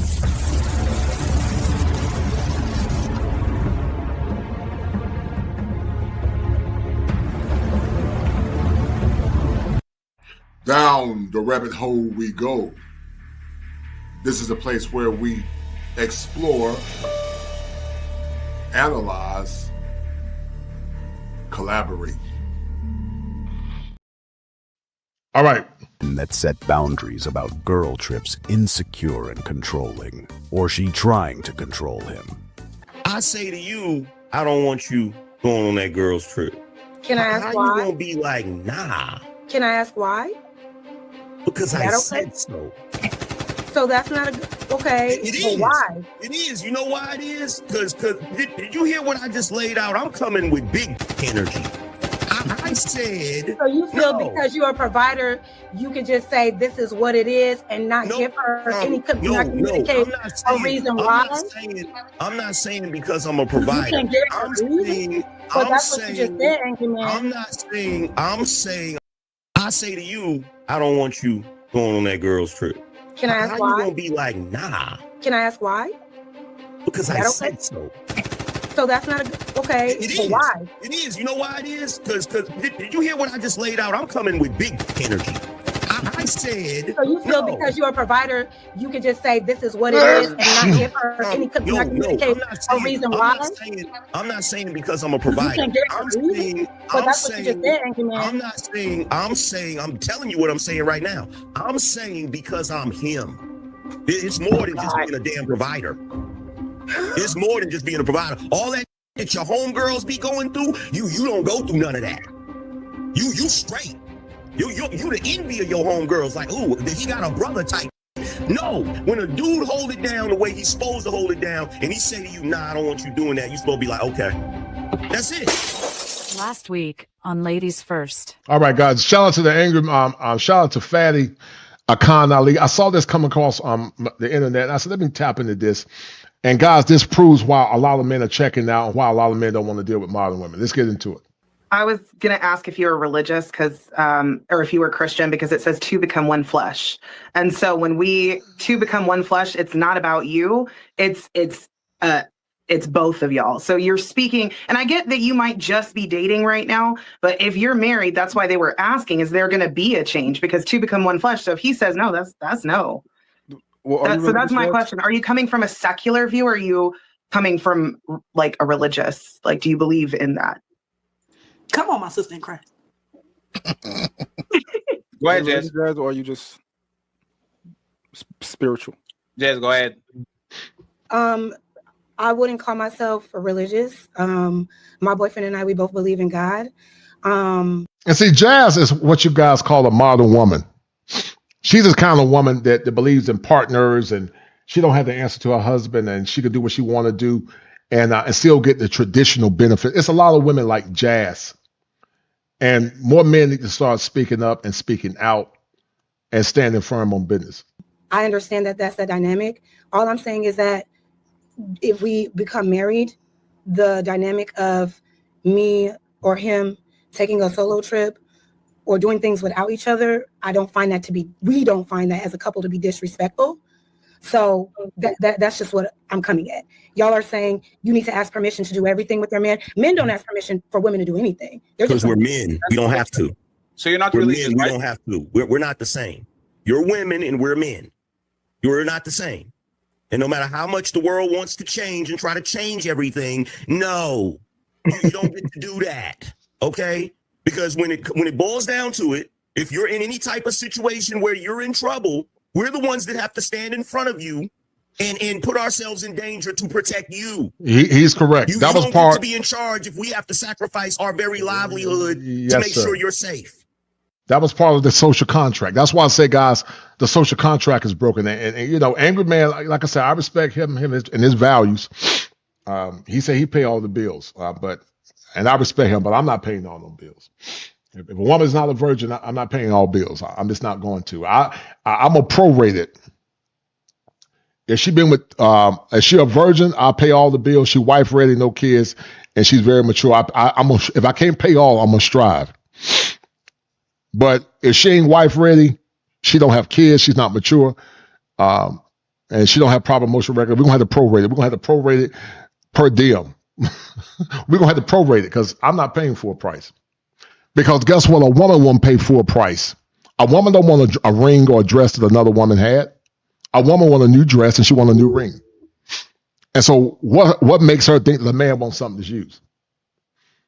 And this lie that you sitting up here telling, oh, well, women go on girl trips to be whores. Yes. Period. That is so immature and narrow-minded thinking. You go on girl. How many y'all think women go on girl trips to get ran through? If you do, hit one. I'm not saying they all do, but a lot of them go on girls trips to get hit by the yardie man. That's why they go on these girl trips, a lot of them, guys. They go on the girls trips to get hit up by the yardie man. I don't have any proof of that. I've been on several girl trips. Like, stop projecting your own insecurities. You don't know what the fuck. One second. Let him finish and then you can. 1 second. Let him finish. Girls trips to be whores. This guy's corny as hell. He has no idea what he's talking about. No, they don't. Things that they no, they can't do don't. in front No, of their they do not. husband. Y'all are talking about a particular type of Hey, 1 second, please. I'm not being fucking idiot. 1 second, please. I'm not being accused of being a sim today. I'm not being accused of being for the brotherhood today. I will let you talk. If anybody interrupts, I'm going to mute you. Look at the lack of emotional regulation. Look at how many times this man got to tell her to stop talking. That's the typical modern woman. Don't have any emotional regulation. Gonna try to talk over a man and won't let the man talk. That's the type of woman that you're dealing with today, guys. And I'm going to drop y'all. Okay? And then I'll bring you back. Well, again. I was talking and he cut me off, but it's cool. I'm done with Jez, you've been talking for 2 hours. That's why I said I'm done. Don't worry about it. So once again, guys, if a woman used the word you're insecure or you're controlling, she's really trying to control you. Sometimes she's doing it consciously. Sometimes she's not conscious of it. But anytime a woman say you're insecure or you're controlling, it basically means that she want to do what she want to do and still expect you to be traditional. If a woman say you're controlling me, she's actually trying to control you. It's a form of reverse psychology because this woman has what's called a very repressive ego. Her ego is very repressive or it's very regressive. Well, at the end of the day, it's about the whole entire thing. And the reason why there are so many problems with relationships now. And you're right, Quiet Storm. You don't hear these words in 2026 anymore. These words, those are words of sin in the modern world.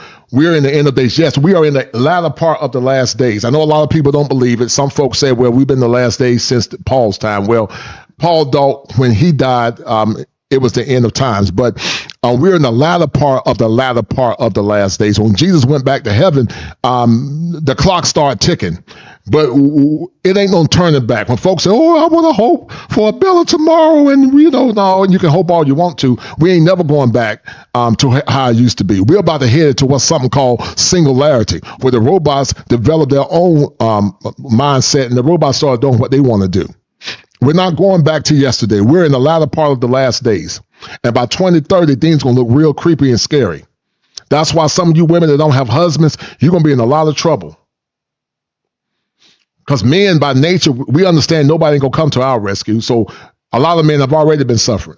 Nowadays is because women of today are entitled and spoiled. You think you're supposed to always have your fucking way. Which is why if somebody else comes in and starts talking, oh, no, I don't want to hear that. I'm done anyway because you guys don't agree with what I'm saying. Grow up. I think you should grow up to assume that every girl strip, everybody is fucking. That's a very immature, limited mindset. No, it's not.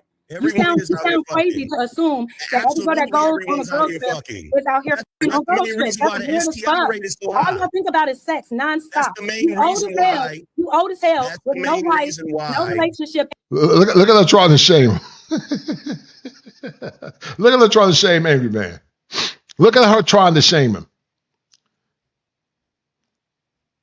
The mindset of the incompetence is always shame. That's the mindset of the incompetent, is shame.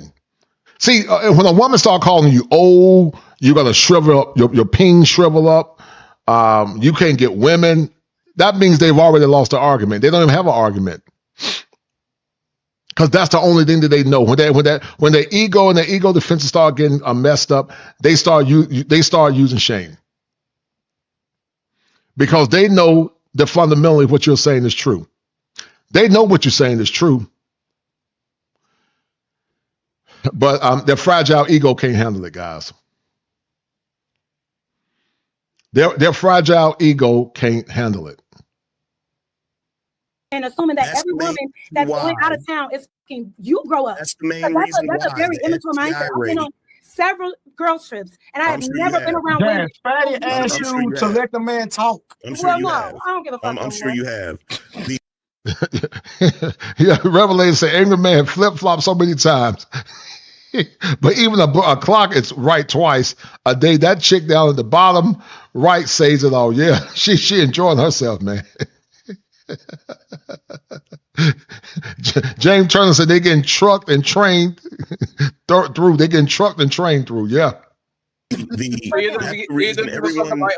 Angry Man, 1 second. And this is what I'm talking about. Because he said I'm immature. That's an immature mindset. Jazz, 1 second, Jazz. Goofy. Jazz, you've been saying things that we disagree for hours. Nobody is calling you names. Shout out to brother Anthony Allen 7847. He said the grade site will all be single plots. Yeah, man.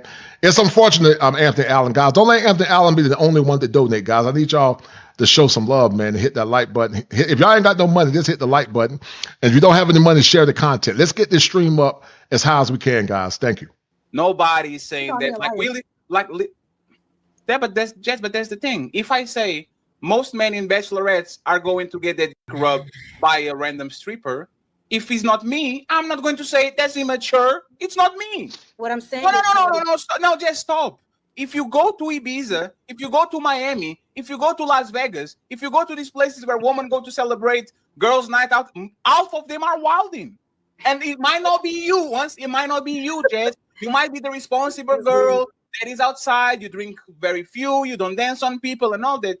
But if we make a statement that most of these women that are going on girls' night out are not just going there for the music, like they say, for drinking. They are going there for getting attention from men, drinking skimpy for men to look at them and all that. And you're saying that's immature. How is reality immaturity? Because that is not the reality. That is your perception, and you're trying to make it a reality. Sure, there are times where there are women, young women who are hot and want to be outside and do all of that. But he's saying that every girl trip, women are out here doing that. That is not the. We understand that every girl out there is not doing that, but the exception don't justify the rule. Can we say that 100% that all women that go on girl trips are getting ran through? No, but a lot of them are. And if a woman tells me she going on a girls trip, guys, I'm telling you from experience of dealing with men in therapy. A lot of these women are sleeping with other men when they go on these girls trips. Especially if they go to Jamaica. They're getting rubbed on. And they're getting some of that yardie wood, man. Because you got to understand, man, a lot of these women have been used to having they're used to having a bunch of men. They are used to having a lot of men, not men, but men's with a Z. And they have a hard time being regulated because they've been with so many men's, not men, but men's with a Z. Case, and that is an immature. That's immature thinking. What if you say most? No, I can't. No, it's not most. How do you know? How do you know? How do you know? How do you know? How do you know? How do you know girl trips? Have you? No, respectfully. As Angry Man? reset. You said this, right? Okay, So he gives his opinion. No, Jazz, it's not that. Jazz, it's not that. If he gives his opinion and is immature, what makes your opinion immature? Because I am not limited. I'm considering the nuance. I can agree that maybe there are some women who go out of town and engage in stuff like that. When they get together, they get all freaky and shit. I get that. But he's making a blanket statement that this is what all women are doing when they go on girls trips, when they go out of town with each other. And I'm saying that is why you can't take your husband with you. That is not why you can't take your husband with you. Girls trip. Why you can't take your well, check this out. You give up the ability to have girls trips when you get married. Grow the in some relationships, that's the dynamic. He's 100% correct. When you're married, you forsake all others. But see, once again, modern women want to be married. They want all the benefits of marriage, but they still want to act like single women. And once again, some of these women, some, not all, when they got married to the man that they married, it wasn't the man that they wanted. It was the man that they settled for. They settled for that man because they've been ran through thoroughly. And they had a lot of fun. And now they're getting the safe guy. They're gonna get the safe guy. They don't want the good man. They want the safe guy. But the man they really want, he imprinted her. He alpha widowed her. The man that she want, alpha widowed her. The man that she really want, what's the name of that boy talking about Superman, that 304? That's the man she really wants, the man that's Superman. She been alpha widowed, man. She don't really want you. She just tolerating you because you're basic, you're safe, and she's happy now. She's happy, and she'll just tolerate you. But what she really want, she want Dexter. She want Dexter St. Jock. That's what she really want. She want Brad. She want Chad. She want Day Day. She want Chester. She want Madman. She want Shermite. That's what she really want. She just tolerating your goofy behind. You think you got something wholesome. You ain't got nothing wholesome. Her body is still calling for the man that alpha widowed her. The man that made her toes curl. The man that gave her an intense orgasm. The man that made her toes curl like the witch on the Wizard of Oz. And that's okay. In others, there are thriving relationships where that's not the case. Ma'am, you said that you were mature. You said that you were mature, right? So if you're mature, give me an opportunity to make my statements without being interrupted since you're mature. Right. Okay. Make sure your statement is mature then. I don't have to make sure anything. You should if you're having this conversation because you already started with an immature mindset. I'm asking you to be mature and allow me to speak. You first. I'm asking you to be mature and allow me to speak. You being mature, I'm asking you to make a mature statement. You being mature has nothing to do with telling me. Make a mature statement, angry man. Damn. Being mature it has nothing to do with telling. Look how disrespectful she is to a man. Women in other cultures don't even talk to men like that. Look how disrespectful she is.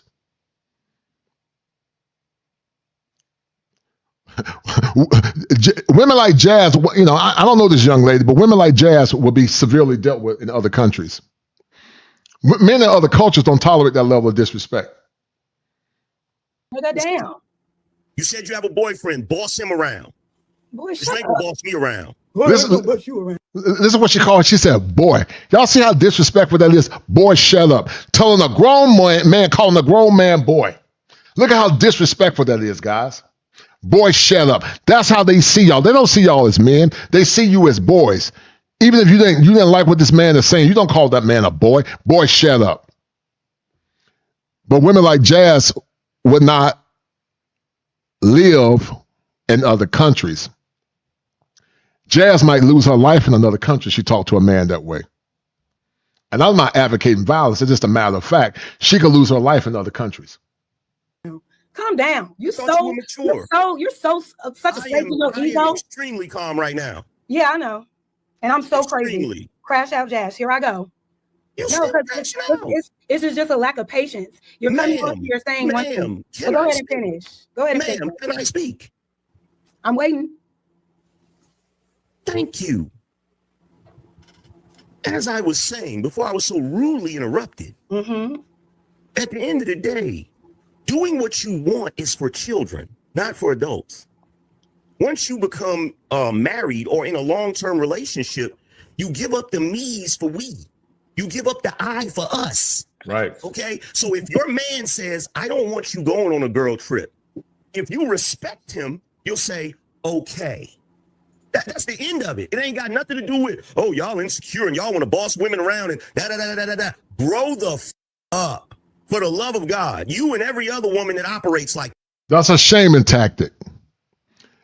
See, when she say he's insecure, he's controlling, she's basically trying to control you to reverse psychology. It's a shaming tactic. Sometimes it's conscious, and sometimes it's not conscious, but many times it's conscious. In the clinical, we call that regression. That's a very primitive mindset, which basically means that she's very immature. that. And to sit here and say that women don't go on girls' trips to be freaky. Most of them are down there in Jamaica getting oiled up by some strange dude rubbing on their biscuits. And you gonna sit here and try to tell us like, bro, we not naive. We know what go on. No, you don't. We know exactly what go on. You're talking about an experience in Jamaica that everybody can get. I've seen men getting oiled and mudded up too. If you go on a trip to Turks and Caicos and your man live in New York, I don't know nobody that can see that far. So he don't know what the hell you doing. Facts. He got to trust what you say. And what's wrong with that? My thing is, why even put yourself in a position to where he has to question what you're doing? But why would he have to question anything if he can trust me? If I'm going to do something, I can do it in town, out of town. I don't trust nobody but God. If we have trust in our relationship, it doesn't matter where I am. He can't. I could be cheating on him when I go to work. I could be cheating on him when I go to the gas station. I could be cheating on him wherever. It doesn't matter the location. A cheater is going to cheat. If you have respect for love and relationship, okay, but if here's you have the respect thing. for love and Here's trust the thing. in your Here's the thing with relationship, it doesn't matter. That's why if my man said I'm going on a bachelor party, have fun. Sure, you might engage. Maybe your friend is into strippers, but I trust my man. Can he go to a stripper club? Can he go to a stripper club? 1 second, Am. Can he go to a stripper club? This is what you call, guys, a modern woman that you can't take serious, and you definitely can't take serious for marriage. You can't take women like this serious for marriage, guys. Now, if you want to be with a woman like Jazz, go ahead. But this is what feminism has done to black women. Black women once at one point were the greatest women ever. But this is what feminism has done to women. They don't say husband, with the man being the leader. They say partner. It's a partner now. I want a partner.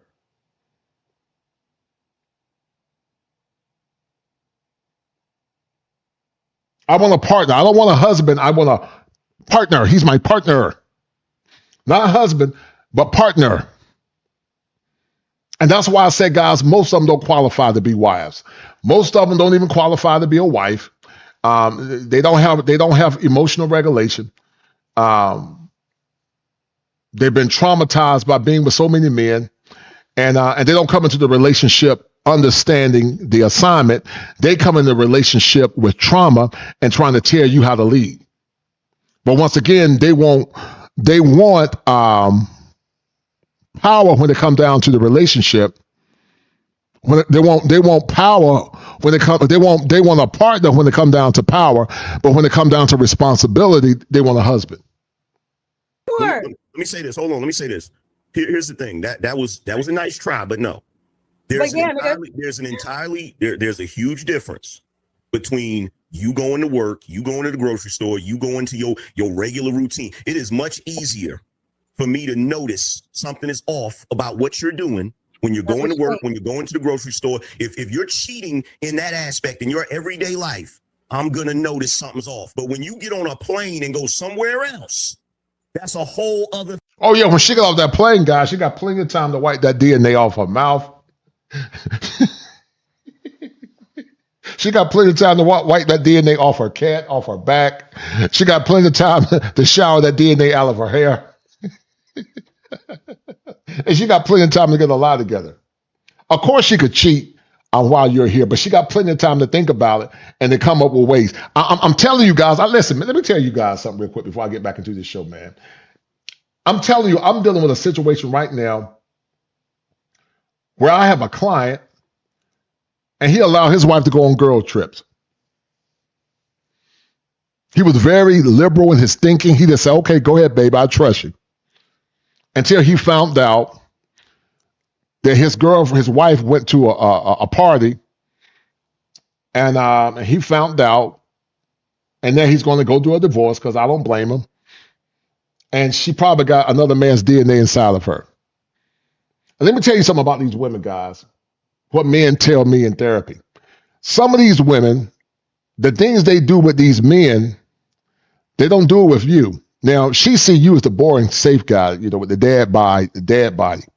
But when she go back here in the world and start whoring around, she give that man all kinds of nasty sex. She get on her knees and she ain't praying. And she tell that man to have his way. You know how they used to say, have your way, Lord, in the holiness church? She tell the man, have his way. She do all kinds of dirty stuff with him. This is what men have told me they found out in these letters or in these notes. This is what they told me. And you think you got something special. And then pastor will tell you, don't, you need to forgive. Oh, sweet, I'm going to forgive you, but I'm going to charge you to the game. Yeah. I'm going to forgive you, but I'm going to charge you to the game. Because see, when she go on the girls trip out, she got piped down by Dexter St. John. She got plenty of time to wipe that DNA off. She got a whole 8 hours to come up with a lie and a story. We're not saying that all women that go on girls trips are doing that, but a lot of them do. Because most modern women are promiscuous. And when they do settle down, they settle down with the safe guy. It's not the man they really want. The man she really wants is the man that made her toes curl when she was in college. The man that she really wants is the man that gave her an earth-shattering orgasm, that made her, y'all ever seen them horses, guys? Those horses, that they start running, they get caught in the electric fence, and they get shocked, and they seething. She be seething like a horse. like she got cerebral. No, I ain't gonna say that. But anyway, like she going through electrocution. She's seething like a horse. That's what her body's calling for. But she just married your goofy behind because you're a square. You're the safe guy. You're the nice guy. And she the nasty thing she did with the man Dexter St. Jock in Jamaica. She'll never do that with you. She did all kinds of nasty things with Dexter St. Jock. He threw her against the wall, pulled her hair, hit her hard from the back. She gave him money, gave him a tip for blowing her back out real good. He put DNA on her face, DNA inside of her esophagus. She like,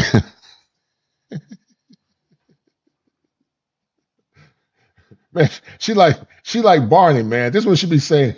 This is what she be saying when she, this is what she be saying, guys, when she in Jamaica. Listen. If all the raindrops were lemon drops and gumdrops, oh, what a rain that would be.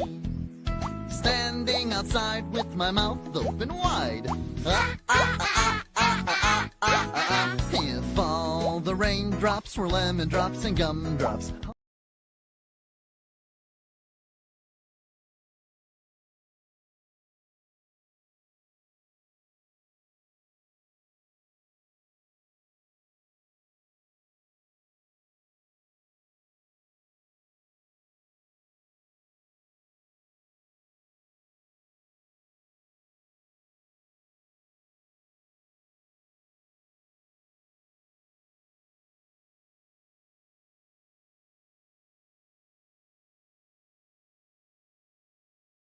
Honor and obey. She can't hear what you're saying. She got cognitive dissonance because she hearing all them semen demons inside her brain. You said submit to my leadership. She hearing Dexter say submit to her leadership. When you tell her to submit to your leadership, she hearing Daquan say submit. Her spirit is messed up because she got the DNA of multiple men inside her mind and her spirit. And you can't do nothing with that. You can't compete with all them demons. She's going to need deliverance. And even then, it might not help. Because if you can't lay that wood like Dexter and the guy from Jamaica, you just wasting time.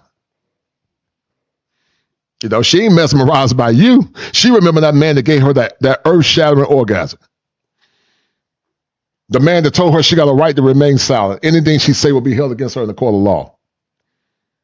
The man that lightly threw her against the wall and said, be quiet, woman.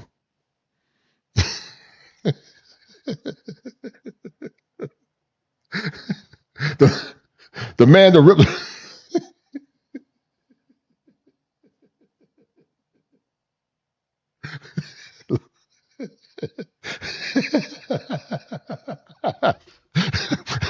the man that ripped the panties off and said, shut up, and threw her on the bed.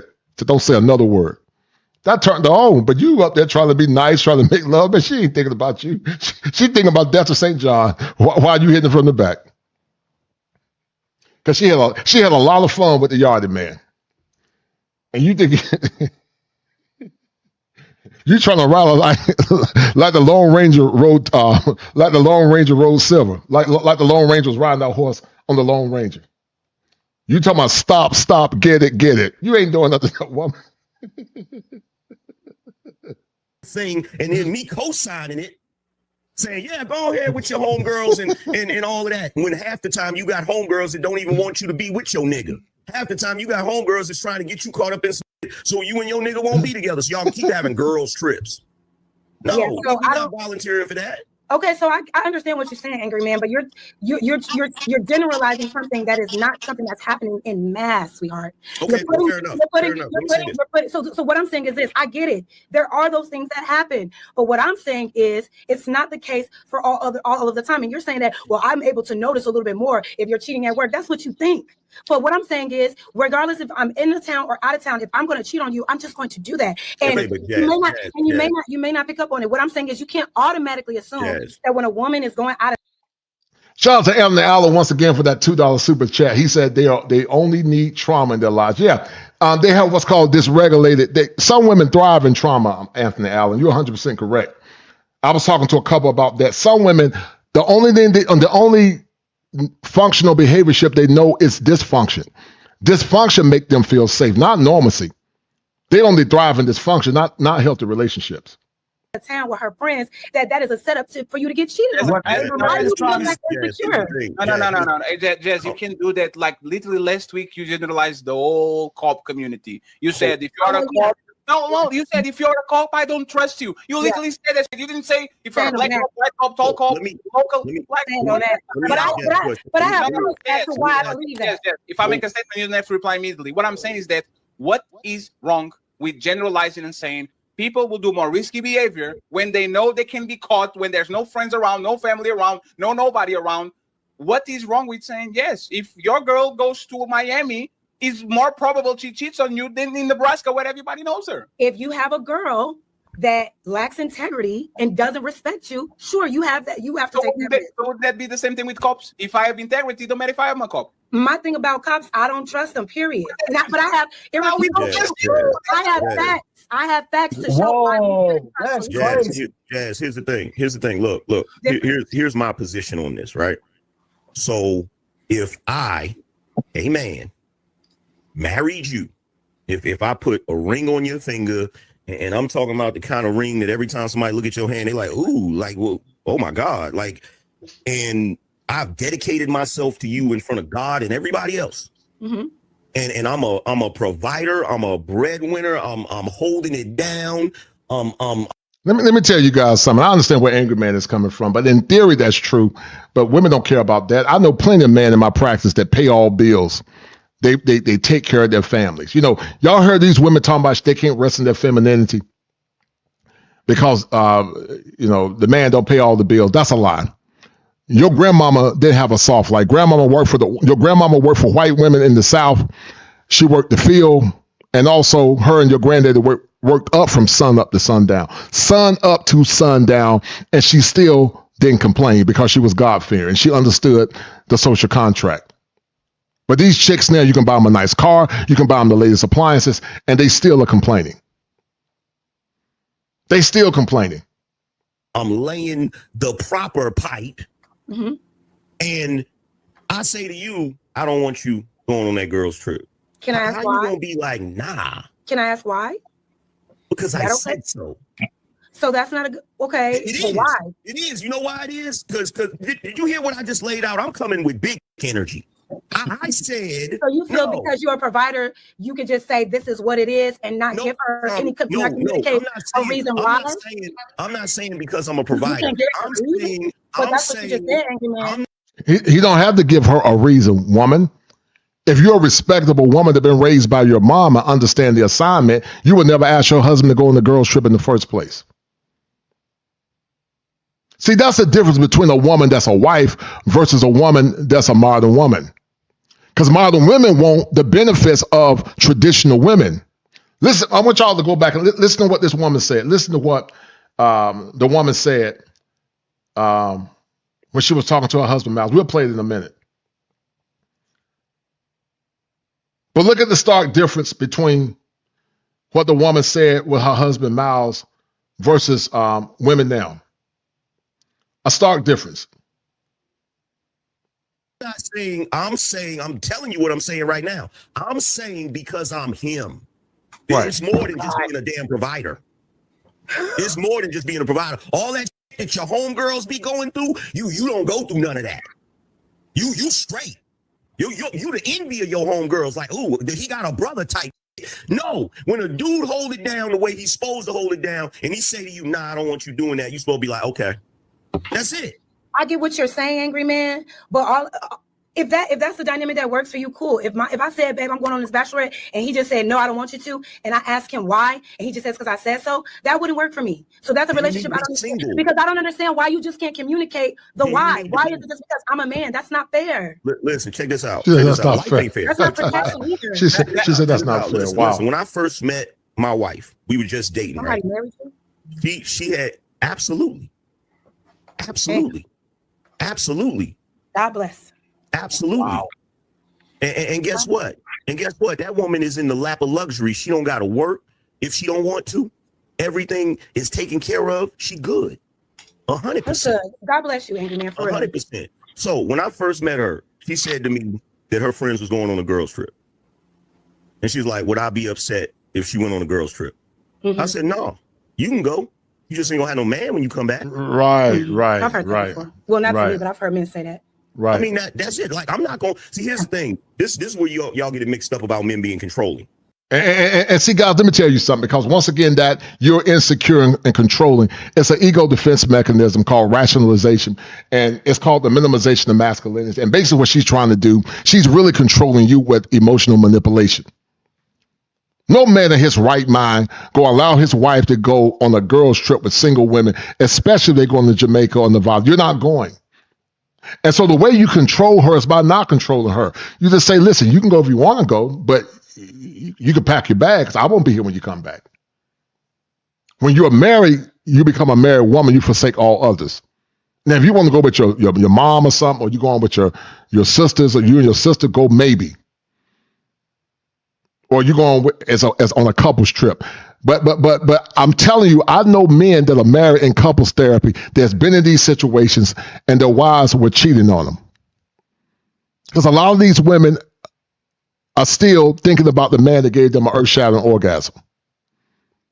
You can't lay that wood like the man in college laid that wood. She just burned out, and she wants you because she needs money and resources. But she don't really love you. She just see you as a necessary. You like a pocketbook. You know, you like a simp pocketbook. You like a Birkin bag to her. She don't really care about you. She just know you got money and you goofy, and she'll stay with you while she getting pipe on the side. And that man's done all kinds of nasty things with your wife, with your wife. Me saying I want you to do X, Y, Z, and then you say why, and I say because I said so. It's not me being controlling, because you still got an option. You cannot do it. You cannot do it. You can still do. You can do whatever you want. We just ain't gonna be together after you do whatever you want. Right. That's not leaving a person an option. That's not giving a person an option. You're telling them we're together, but if you don't do what I say, you can do what you want. But if you don't do what I say, we're not going to be together. Knowing that woman still wants to be with you, she's obviously going to concede. That's manipulation. Listen to what this silly woman said. She said, if you don't do it like I say. That's why I say, God, you got to get a woman that has a biblical worldview and a biblical framework, because she is supposed to do what you say. Back in the past, it said honor and obey. But these women have been so liberally indoctrinated now, they don't say honor and obey no more. They say partner. And all relationships that I see in couple counseling that have a partnership, they never work. Partner, not partner, my partner. They say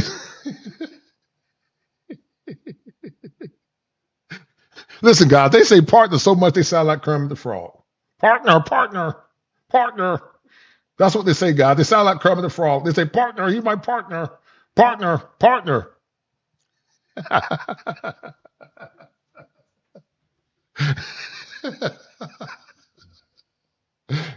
They say partner so much, guys, they sound like Kermit the Frog.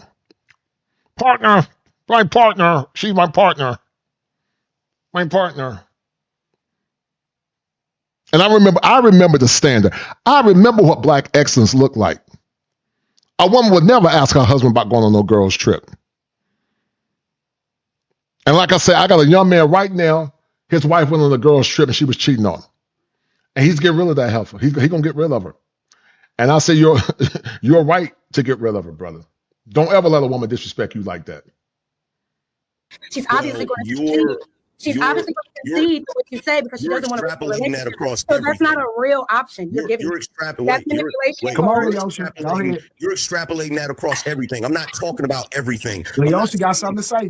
Wait a minute. I'm not saying that if you put the freaking toilet paper on the roll wrong and I don't like that, well, we ain't gonna be together. I'm not talking about that. I'm talking about serious issues like you say you going on a girl's trip. A girl's issue is a serious issue for you? Girl trip, absolutely. Absolutely. Absolutely. We just got difference of opinion, babe. I don't know. I'm not of this. I'm not of that. Like, I don't date men who be like, oh, she's going on a girl trip. She might cheat on me. Oh my God. Like that, it's weird to me. But if that's how y'all coming. Well, look, there's a whole lot of stuff in this day and age that seems to be weird to y'all women, and it seems that's shaming language, guys. It's weird to her. Of course it's weird to her because she hasn't been raised to be a wife. That's why I tell you, men, do not cast your pearls to swine. This woman don't know what it's like to be a wife because a traditional wife would never ask her husband about going on a girl's trip. A man's job is to cover his wife. A man is his wife's covering. How are you being covered when you out in Jamaica with your girlfriend letting men rub you down and rubbing your cat? And a lot of time get men to rub their cat. Seems to be contrary to what actually works. It seems to be contrary to traditional relationships. Well, I mean, that's fine. Everybody doesn't have to be in a traditional relationship to be happy. Can I say something real quick? Shout out to Yanni2436. She said, I do agree. I'm Gen X, and I wouldn't dare ask my husband to go on the girls' trip. There's nothing out there for me. Yes, ma'am, you're right. It ain't nothing out there. You're 100% right, Yanni. But they'll call you a pick-me, Yanni. They'll say you male-identified. They'll call you a mammy. They try to shame traditional women too, Yanni. Blessings to you and your husband, ma'am. So, Angry Man, I agree with you 100%. That man is married, okay? So he can say stuff. And I salute. I really do. And I caught that shade too, Judge. You watch. I did throw some shade, Angry Man, and I'm sorry. Sometimes I can't help myself, Angry. I'm sorry. I understand, me too. But it's a we thing. I think what you're missing is the we. Once you... I did it. Do you? But my thing is, Leosha, we're in a relationship, so I'm going to communicate. We're communicating. It's not like I'm not. It's not. Wait a minute, Jazz. Wait, because you keep using that word communicate. It's the difference between communicate and comprehension, right? So the fact that y'all are communicating. Shout out to my man Anthony Allen again for that 7847 for that 5. He says, funny that modern women will defend bad behavior. Yeah, that's why they always single, man. They defend bad behavior. I agree 100%. Cool, great. That's amazing. It's so much that falls into communication. There's so much that falls into a relationship. Once you get in a relationship, he's not manipulating you just because he don't want you to go on a dang on girls trip. It's about the respect of y'all being y'all. It's we. You got to take the I out just because you want to do it and you feel like you should do it. Mind you, I am a single woman. All right. I'm saying this as a single woman. Yeah. If you want to do those things, and I don't think what he was saying was manipulation. He gave her a choice. No, like you got a choice. You can go if you want to go, but you're not. Hey, Leo, that's not a choice. One second, just respond to both of us. You know what communication is? Talk to me until I change your mind. That's well, what Jazz don't understand, she's wrong.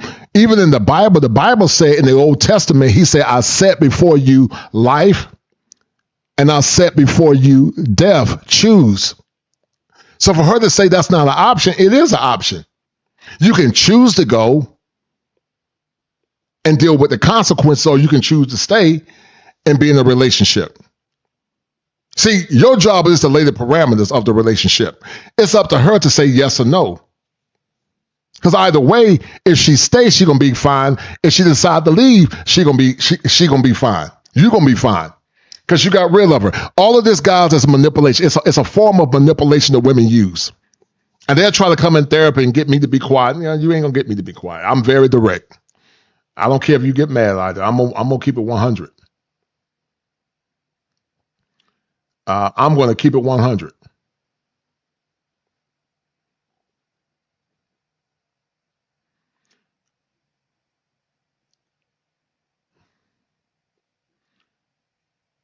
Deborah Thompson 7306 said Proverbs 18:22 it strictly states he will find a wife, find a good thing, and obtain favor for the Lord. He is not controlling you. From the day you said I do, you and your husband become one. Oh my God, thank you, ma'am. You get it, Deborah.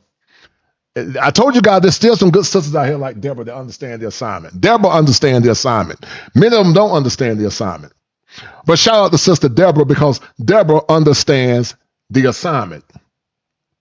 She get it. I wish we had more women like Deborah, but she get it. Shout out to Gregory Scotland for that $10 super chat. He said, Kosher, these discussions with co-ed panels have been non-productive, in my opinion. There's a waste of time thinking men. Too many women come on these discussions in bad faith. Yeah, it's all part of content strategy also, Brother Gregory. But I agree with you, but it's content strategy.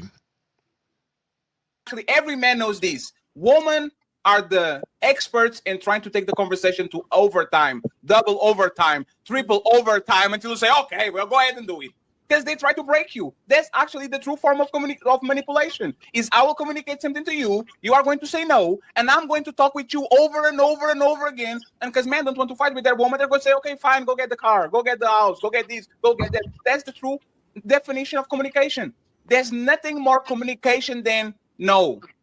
Are we there yet? No. Can we buy these? No. Can I go there? No. That's true communication. The man is being very short and being very precise with his instruction. You just want to keep talking because you want to break him by exhaustion. Is it death by 1,000 cuts? We know how you do it. We know how people move. So please, once again, let's stop with this about communication, because when women say communication, they never want to communicate like men do. We don't do the 10,000 words. It's short. If you are a good communicator, you are going to adapt to my form of communicating. You asked me for something. I told you no. You are a good communicator. You already heard it. Let's move along. Go ahead and it's clear. Here's the thing. It is a choice, and it's clear communication. Because one, I'm saying, look, I can't force you to do anything. You can choose to do that thing that I agree with in that moment, or you can choose to do what you want to do. But if that's a deal breaker for me, then I'm not going to accept that. We're going to have to. So she's obviously going to. And hold on, that's clear communication, as opposed to me not liking it and agreeing with it. And then you go on the trip, and then when you come back, I'm gonna be passive aggressive, or maybe I go out and cheat because I'm assuming that you're cheating. That's so immature. Communication. That's so toxic, angry to assume. And that's what people do. No, that's not what people. That's what That's what insecure people do. Jess, please, Jess. A lot of people are insecure. Listen to what he's saying on a day-to-day basis, right, Jess? Think about it. How many men on this panel went to their woman and asked, hey, I'm going to go play basketball with my friends. And she said, okay, fine, you can go. That's the worst form of communication. You clearly don't want him to go. You want to spend time with him. Like most men went through this. I'm going to play PlayStation with my friends. As soon as they hear the beep, here we go, right? Woman will tell you, okay, go. When he's literally, no, stay over here. I don't want you to go there. And now I'm going to get the attitude and the cloud over your ass for 2 days because I did something that you told me was okay to do. This happens all the time, Jess. So men want to avoid it. And instead of saying, go ahead and do it, and then pause for 3 weeks because you went ahead and did it, men are being clear communicators and tell you, don't do it. I know what my reaction, Jess, I know what my reaction will be. So if I want to be a good boyfriend or a good husband, I will do what Angry Man says. I'm going to tell you the consequences of you doing that. Did you know what I do? Know somebody that does that? Our dads. Oh, you want to go out? If you don't get home by 10, I don't think you are going to make it. If you're going to go to this place or you're going to bring somebody to our house, you're going to have to get your new house because you're not going to live under mine if I didn't give authorization. a man coming to you and tell you this is my boundary. If you do this, we are not going to be together anymore. Is the most precise, clear form of communication. Right, because right. now you can make a choice knowing exactly what's going to happen if you break that. Right. Y'all want to live in a world where we just say yes, baby, or it depends, baby, or a world of plausible deniability where you can come and go. And if I actually confront you, now is, but you didn't tell me that. But you didn't say that. But you didn't inform me of that. Either you want us to inform our boundaries, and so you know exactly what happens, or you don't. We can play both games. Either we're good communicators or we're not. So pick one. So all I'm saying is this. Like, I get it. If these are the dynamics that work for y'all, great. If it's a I say so type of thing, because you feel like you're a man, that's how you should be authoritative over your woman. That's y'all. But I think in a healthy relationship, one partner doesn't get unilateral control over the other. You heard what she just said, guys? You see the difference? She said one partner. She said one partner should decide. Let me add to D. Henry. D. Henry, couples should decide together on what goes on. I disagree with that, sir. That's a modern relationship. It ain't no couples. Now, if that's what you want to do in your relationship, D. Henry, I respect that. But those relationships don't work because at some point you're going to compromise power. Women come into relationships with power. And I get it. If you're in a modern relationship where you say partner, I don't believe in that. Relationships of the old school and black excellence, the man was the leader. And it was not about us both choosing. Either you're going to be a husband or you're not going to be a husband.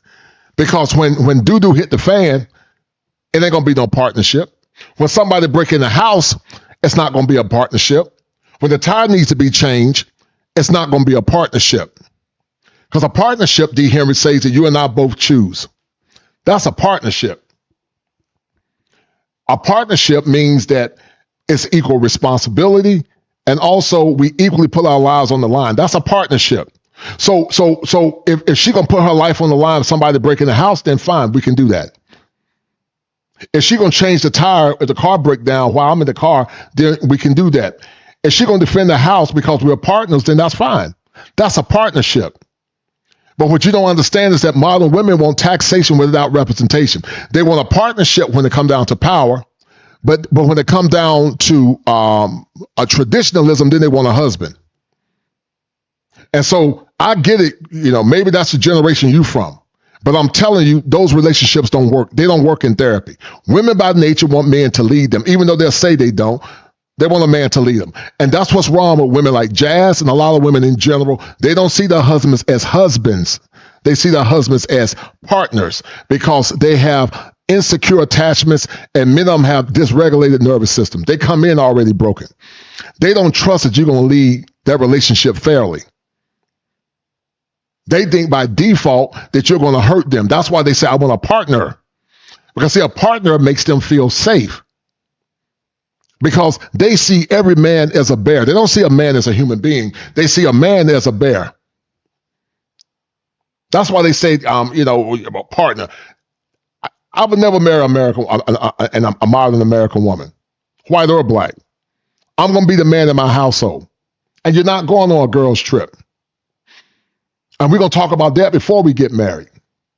And we're going to lay those parameters before we say I do. If you try to switch up, it's going to be a consequence.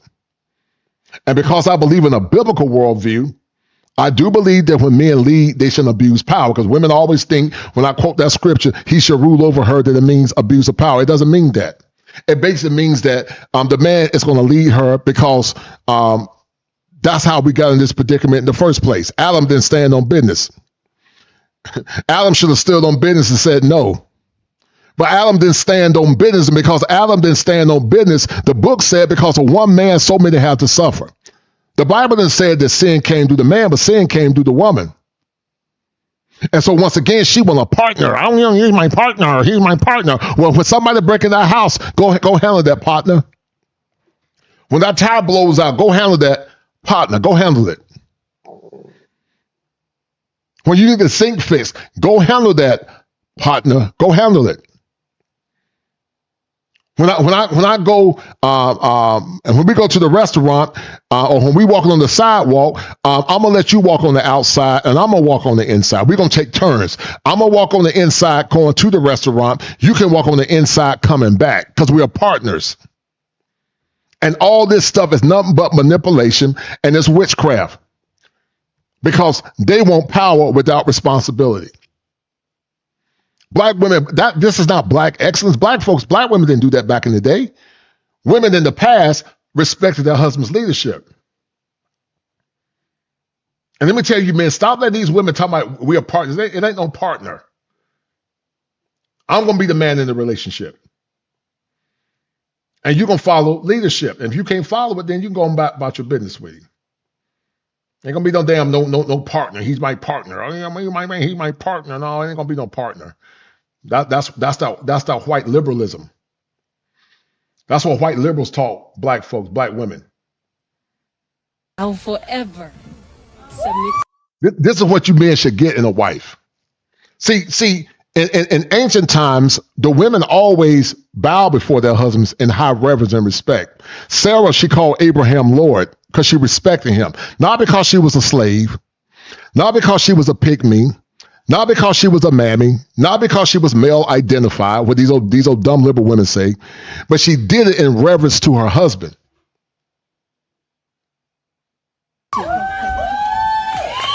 I will forever submit to you. I'll forever submit to you, Miles. I'll forever respect you, Miles.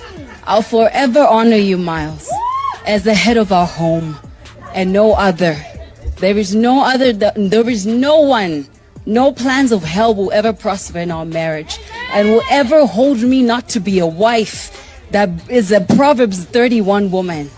I will become that woman that builds the home as I follow you, as you follow Christ. That is the only thing that we will do in our household. And I promise and I vow that in heaven they hear, on earth I declare and decree, I shall be a submissive wife unto you as we continue to do this work of God. Well, D. Henry, you're wrong again, sir. Respectfully, I say it in all respect. Let me teach you something, D. Henry, what I've seen. Whether he pay all the bills or not, he gonna still make the decisions. Because there's no biblical mandate that says, well, if he pay all the bills, he can make decisions. That's not a biblical mandate. Now, if you're looking at it from a secular perspective, then I respect you, D. Henry. Maybe that's what you're looking at it from. Maybe you're a modern man and you believe you're a male feminist, and that's fine. I respect it. That's your right. But let me tell you what I've seen, D. Henry. There are plenty of men that do pay all the bills, and their wives still don't respect them. And whether he pay all the bills or not is irrelevant. Because her income does not supersede her duty to her husband. Her income does not supersede her duty to her husband. That's an ad hominem attack, D. Henry. It don't matter who wrote it. Who wrote the history books? Who wrote the DSM-5? Who wrote the books in liberal schools and liberal indoctrination? Who wrote those books? What's your point? Whether a man wrote the book or not, that's irrelevant to the point. There's a such thing called juris law and jurisprudence. And some of the ideas from the Bible actually come from are actually used in modern law. It's irrelevant. Listen, actually, there are cultures that don't even look at things from a biblical framework. Let's say you don't look at things from a biblical framework, and that's fine. I respect that.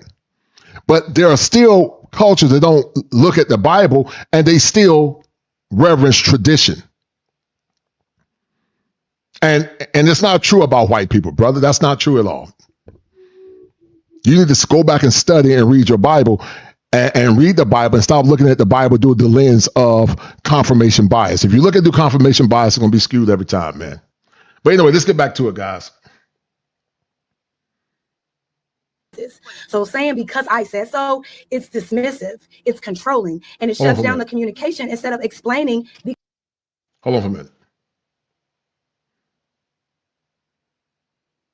concern, which will have her consider the why. So it's not really fair or respectful in the relationship. If we're about we and we both desire respect, I don't understand if you say no and I ask why and you say I say so, how you can deem that as being respectful to your partner. And I think, wait, give me a second. I think a fairer response would involve sharing the feelings or like reasoning, like, okay, why? Because I'm worried about your safety, or I'm insecure about this, or just whatever it is that you maybe say. I don't think that's wrong. Hey, Jazz.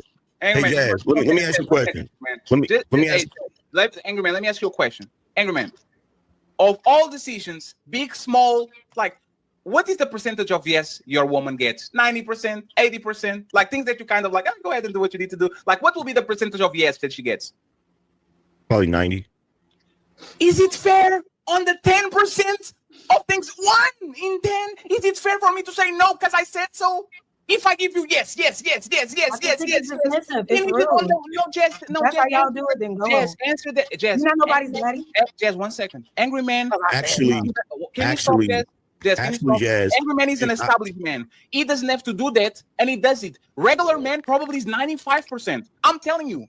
So if I tell you in 100 tries that you come to me, 190 to 95. Yes, baby, you can change the curtains. Yes, baby, you can go there. Yes, baby, you can buy this. Yes, baby, you can go in vacation. Yes, baby, I'll buy you a ring. If I give you 95% or 90, yes, can I tell you 5 times a year, 10 times a year? No, baby. Why? Because I said so. Can I get that?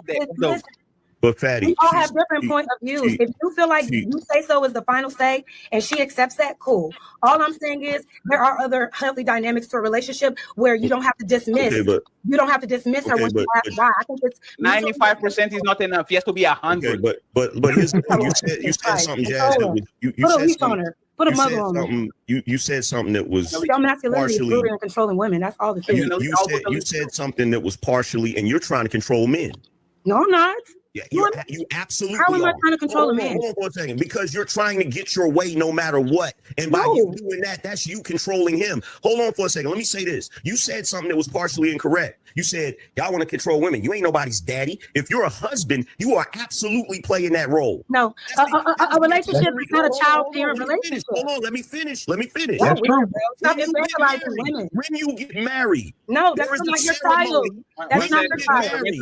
Please finish. When you get married, there is a ceremony where your father gives you away not to be with another father. Not to be with another father. And now you, as the husband, are expected to take on the role that as the a father took on. As a father. No. Hey, Jess, please. Weird. Hey, no, Jess. Answer what he said. What is the responsibility your husband is not going to have that your father didn't have? Tell me one. You're muted. The responsibility that my husband is going to have that my father didn't have. So your father caring for our family that we create, caring for our family that we create together. When I birth his children, my father is not responsible for that. My husband is, right? Stop there. I'm talking about you. Your father had to protect and provide and to give you structure, make all those things to you. Tell me one thing. Let's not talk about kids, because kids, like you said, you're right. Tell me one responsibility, like Angry Man is saying, that your husband is not going to have towards you that your father had. Just one. A responsibility that my father has. That your husband is not going to have, yes. Oh, wait, so we're flipping it. A responsibility my father. No, not flipping it. You said you are not my father. And Angry Man is telling you, right. My responsibility once I actually marry you is to take care of you the same thing your father did. Yes, when we become married, we take care of each other. But just because you are not answering my question. Okay. One thing. I don't know. One thing that my husband will be responsible for that your dad didn't have to do. Yes. That didn't have to do. Yes. I don't know. You tell me. I don't know. There's nothing. There's nothing. He's right. You know when they say, "Hey, y'all trying to parent your partners. You're trying to parent your woman, and that's not your child. That's the problem. Yes. Y'all think that she is your child, and she's not. Yes. You couldn't come up with one. Well, No, Jazz. And guys, this is the problem with women like Jazz. This is the problem with Jazz. How many of you men have heard women say, how many women have you heard women say, "You're not my dad"? See, the way marriages went years ago was that See, this generation of women don't respect God. They don't respect order. They don't respect structure. They'll say they're Christians and still do what they want to do because they don't respect the word. You know, they have a form of godliness. But righteous men oftentimes would meet with the Father. And it's in biblical history where they would meet with the Father. And so the Father was the bridegroom. The Father's job was to groom the daughter to be ready to be under the leadership of a husband. And many times the father will meet with the potential man that was going to be the husband, and they will come together, and the father will probably vet the man and see if the man's value system was synonymous with his value system. Is he a good provider? Is he a good protector? Can he lead her? Does he share my worldview? And then the father would give the daughter away. And then once the daughter got married, she was under the leadership of the husband. And then the husband, he continued to groom her for the relationship. That's the way it's supposed to be. But see, women back then were able to be groomed and to be molded and shaped because they weren't ran through. They had emotional regulation, and they understood the assignment. But see, women now say, you can't tell me what to do, because some of these dumb women say, you're not my daddy. Can you imagine being in a marriage and a woman say something that silly, you're not my daddy? Of course I'm not your daddy, silly woman. I'm your husband. And my authority now supersedes that of your father. Because when your father gave you away, your father said that you were wife ready. Your father said that you had emotional regulation. Your father said that you could follow the program. Your father said that you were ready to follow my leadership. That's why men can't get married to modern women anymore. There are a few diamonds in the rough that are good women and they understand it, but most don't get it. They don't get it. They don't understand it, and they're not ready for it. And so you will be a fool to waste your time trying to groom a woman. A woman's supposed to be wife ready before she get married. That's why it said when a man finds a wife, he finds a good thing. That means she's already been prepared to serve and you to serve her, because marriage is mutually reciprocal. The man is supposed to serve the woman and the woman serve the man. But anytime a woman say or hear anything around service, the first thing she think about is slave and a color purple narrative, because she's living through the trauma of her grandmother. She ain't never had a man that treated her like that. But every man she see it through the lens of trauma and oppression and control. And a woman like that is mentally ill. She's not ready to be a wife because there's no evidence. And so you can waste your time trying to deal with women like that, or you can get with a woman that understands the assignment. Because see, what folks don't understand about ethics is that the word of God don't change. Just because the times change, the word don't change. The book said that heaven and earth is going to pass away, but his word will abide forever. The word don't change. You can change, but the word don't change. And that's the problem. Now folks are changing, and they expect the word to change with the world, but the word don't change. And that's why marriages are not working anymore, because masculine men ain't going to put up with that nonsense. And I've seen men in relationships that walk on eggshells and afraid to check their wives because they're scared. They're paying for bills and they still don't get no cat. They pay all the bills and still don't get no respect. Because it's not about paying bills. It's about, number one, if she has a natural attraction for you, number one. And then number two, if she's been trained and raised to respect you as her husband. Because the greatest honor that a man can give a woman is not only his last name, but to be willing and ready to put his life on the line for a woman. That's the highest honor. That's called agape love. It don't get no greater than that. Shout out to my man Through the Fire podcast. He said, black women like Jazz rejoice in the rubble of black relationship and family. Yeah, I agree with you 100%. Shout out to Through the Fire podcast. I agree with you 100%, brother.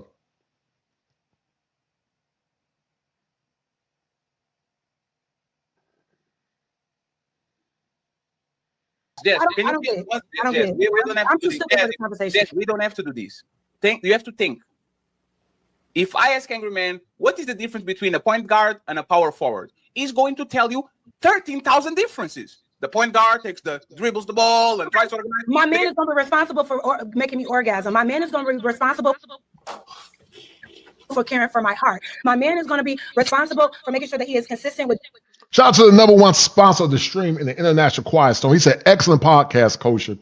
We lost a lot of women in the chat, but the groundwork has been laid for the men. Step up and take your authority. I agree with you 100%, brother. Men got to step up and take their authority. You don't let no woman rule over you. You got to rule over her. But you rule over her in love and you rule over her in righteousness. But many women come into relationships assuming that the man's going to abuse power. And if you can't trust a man's leadership, you're not ready to be married, man. Shout out to the International Quiet Storm as he is the number one sponsor of the stream. Shout out to that brother for being the number one sponsor.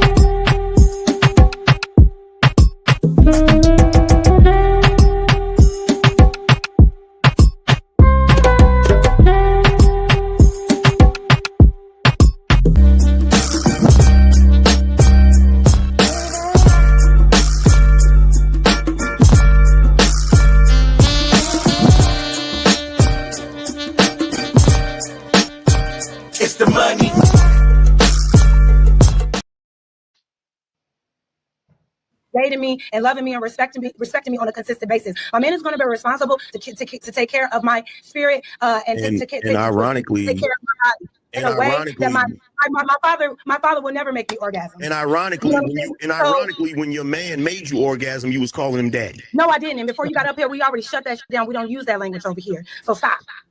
That's why they like Latinas. They call them Poppy. Hey, this is the biggest. This is the most disingenuous thing that I ever heard from you, Jazz. How was that? When you asking me to point things out, okay, what things that my man would do that my father don't? Yes. I want to parent your wives. We've been hearing this for decades. I want a woman like my mom that nurtures me, take care of me, incentivize me to do things. Like we literally say we want women that care for us like our mom care for us. And you know what women say? And that's the problem. Oh, are you f***ing your mom? Are you having sex with your mom? That's the problem. You shouldn't be looking for a mother in your wife. No, look, here's the reality. Here's the reality. As a young man, you eventually outgrow your mother. You outgrow the need for your mother's help and all of those different things. As a woman, you never really outgrow your father. You never really do. Because at the end of the day, when you decide to marry a man, if you had a good father, 9 times out of 10, you're going to pick a man who has qualities like your father. When you marry that man becomes your protector, your provider, the same things that your father was. So much to the degree that even when his mother gets to the point where his father passes away, he now has to look out for his mother also. So every man that reaches a certain age, they take on the role of father and husband regardless. And that role entails making sure the people that are under his protection or under his covering are taken care of. It's inescapable. And the idea that you want to say, well, y'all just want to parent your women. Well, maybe we wouldn't have to do that if you wasn't acting like a damn child. That's crazy. Right. Jazz, do you ever have to parent your parent? Jazz, do you ever have to parent your parent ever in life? Parent my parent? Yeah, do you ever have to parent your mom? Your dad ever in life? Will you ever have to do that? No. You don't think you'll ever have to parent? You don't think your mom will reach a certain age where you got to be like, Mom, shh, keep your mouth shut. Mom, let her do that. Mom, take your medicine. Mom, no, don't. Mom, sit down. I don't think that's parenting. I think that's caring for your elder. You know, if you look up the definition of parenting, it'll say caring for another. Okay. Yeah, you like to argue, don't you? No, I don't. I'm just trying to understand the point. I get it. All need full control over your women to feel like a man. I got it. I'll tell you the point, Jazz. I'll tell you the point. Full control. You got to put your foot on her neck. It's your way or the highway. She's your child. You become her father. Here's the funny thing. Here's the part. That won't work for me. That's okay, guys. Control your woman. Here's the part that Jazz ain't paying attention to. Guess what? Check this out. You know something that my wife would never be cool with? Me going to a strip club. Okay, that's your wife. So guess what? Unlike you, I'm not even going to go to her and say, hey, I was thinking about going to a strip club. Hold on. I'm not even going to say that goofy shit. I'm just not going to do it. Whereas you want to go and test the waters the same way a child will do. No, Angry, because you just said something very important. Let me finish. Yeah, shout out to Deborah Thompson. She said, yes, seems like she's hard-headed. She's going to do what she want to do. Y'all say something the whole day long, but she's standing on what she, yeah, you can't help women like that. This woman is brainless. I totally agree with you. Winning, take note, 685. Shout out to that sister. Shout out to Sister Sarah McDonald. This is real good. Yes, ma'am. Shout out to Sister Bashir. She said that I believe Jazz knows the deal. She's fighting order to her own detriment. Yes, she's rebellious. And a lot of them are highly rebellious. D. Henry, I don't know if you're just being funny or what, but Angry Man work and he pay all the bills. He's a real one. He's a lot better than me. Because Angry Man, he loves his wife. He pay all the bills. Respect to him. I'm just from the old school, man. If a woman ain't a virgin, I'm not paying all no bills. But every man is different. I'll pay some of the bills or a lot of them, but I ain't paying all of them. But yeah, maybe you're just trying to be funny, D. Henry. Yeah, y'all ladies are right. You can't help a woman like that. You can't help them. That's why a good woman pray over her husband, saying that he's the head of the house. Pray over your man. That's right. You get it, sis. I pray that God got you a good husband because you understand the assignment. Deborah Thompson. Shout out to that dear sister. Let me finish. The same way a child will know that their parent might not want them doing something. Hey, Dad, I was thinking about, I wanted to go to this party, and the party, I know my curfew is 11, but the party doesn't end until 12. Can I go to this party? That's you asking to go on the girls' trip. So what I'm saying is this. That's not the same thing, but what I'm saying is this. You said something very important. You already knew that your wife doesn't want you going to strip clubs. You already know this. You already know. You already know this is not a thing that she likes, but you asked her anyway, already knowing.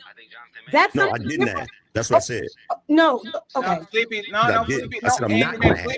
Hey, do most men like monogamous relationship, or they rather like one woman and then one main woman and then have some to decide real quick? Do most men like? They don't, but they sacrifice it and say, we have all these, we're not going to have those no more because Miss Lady wants a ring. We sacrifice the most important to us, which is that for a family. No, Jazz. That's the point. Y'all go to men that have all the whole. Yes, you said that you have an athlete. How tall is your boyfriend? He's 6 feet. 6 feet. Do your boyfriend get girls easily? If you wanted to. If you wanted to. Problem with women. Right? Is your boyfriend the first woman that he got was you, Jazz? When he was no, right? No.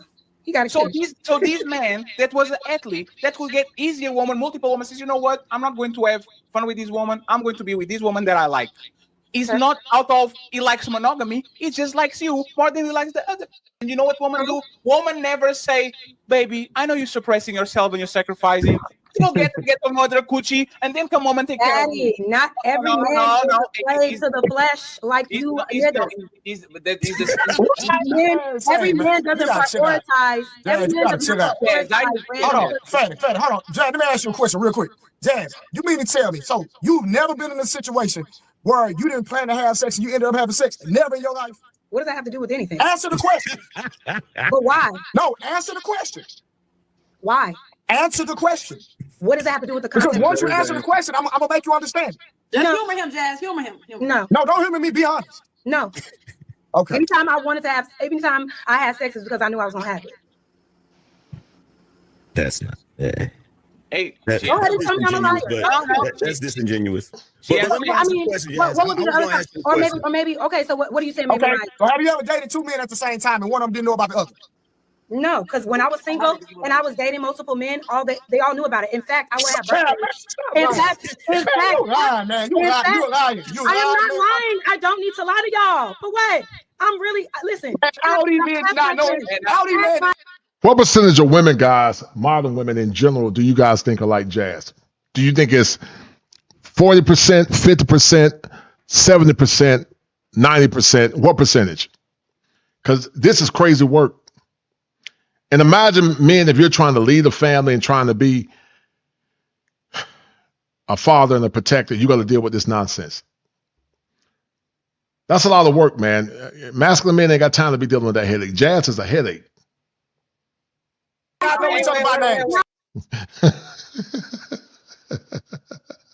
Through the fire said 97%. Oh my goodness.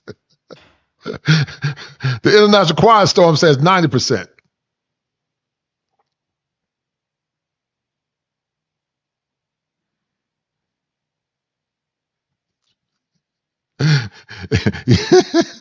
Face to Fact said it's 90% like her.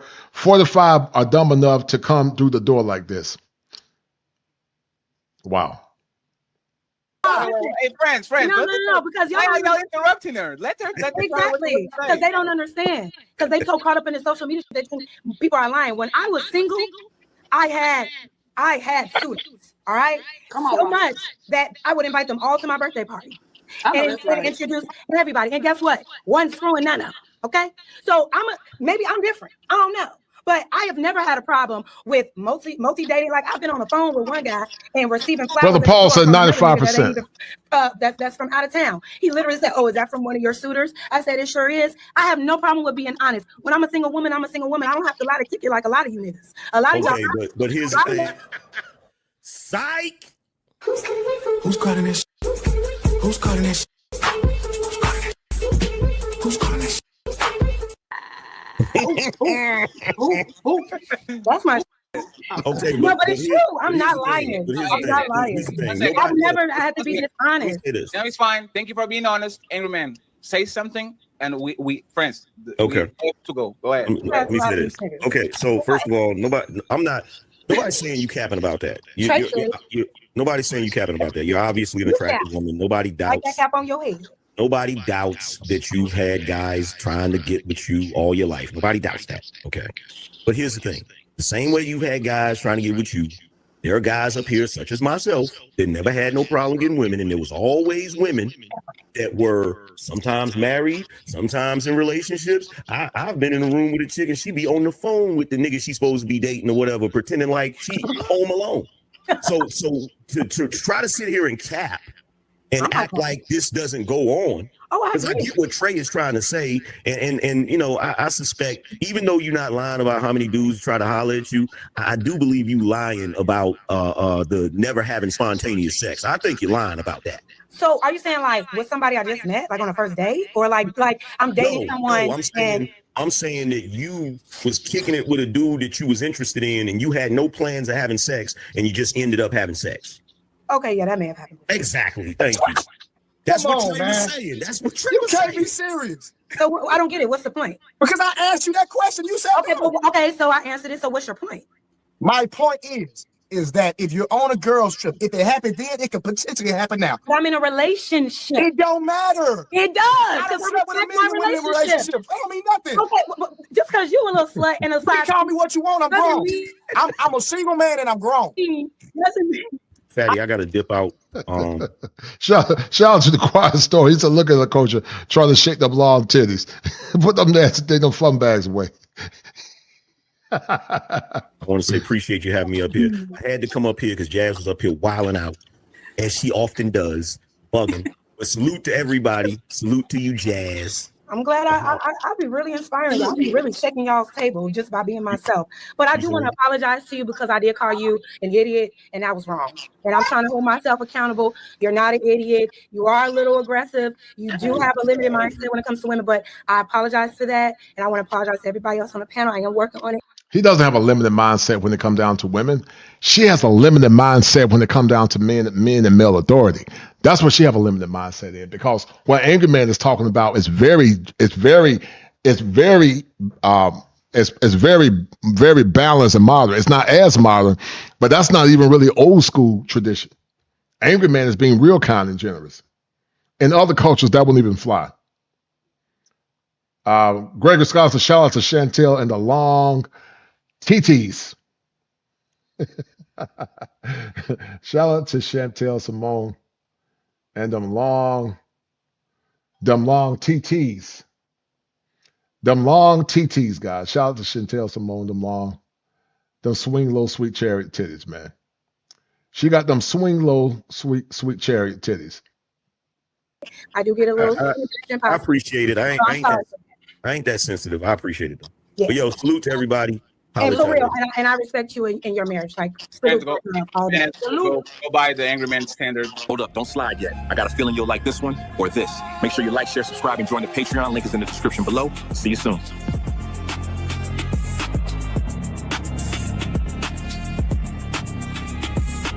All right, shout out to Fatty. We're going to end this, guys. It's been a good show. You guys did a great job. Make sure y'all share this. Share it. Took a lot of time to put this thing together. Shout out to Anthony Allen, again, as he and Quiet Storm are the #1 sponsors. The sad thing is when she hit 50 with that same mentality, she's cooked. Protect yourself, men, with peace, quiet, and freedom. I agree with you 100%. In other cultures, they rearrange their hair. Yeah, they do. They do, guys. So I don't know, guys, if y'all know, Damon Wilson did pass away. I had spoke with Damon Wilson, and he was going to try to come on my channel, man. Hold on for a minute. I'm going to show y'all the email. I was trying to get Lamont from Sanford and Son on my channel, and I couldn't do it. I just never did. I don't know. I thought about him, but I never did. But Damon Wilson was going to come on my channel. Hold tight.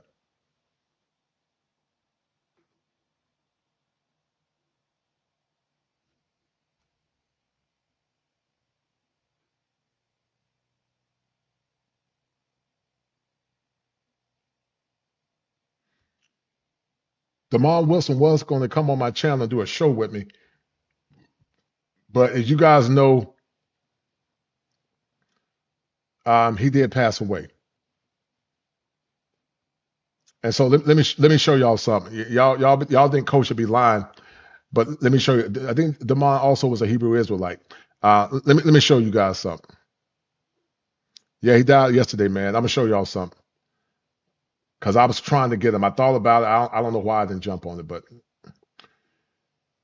so back in May, I saw Damon, and so you guys can see it.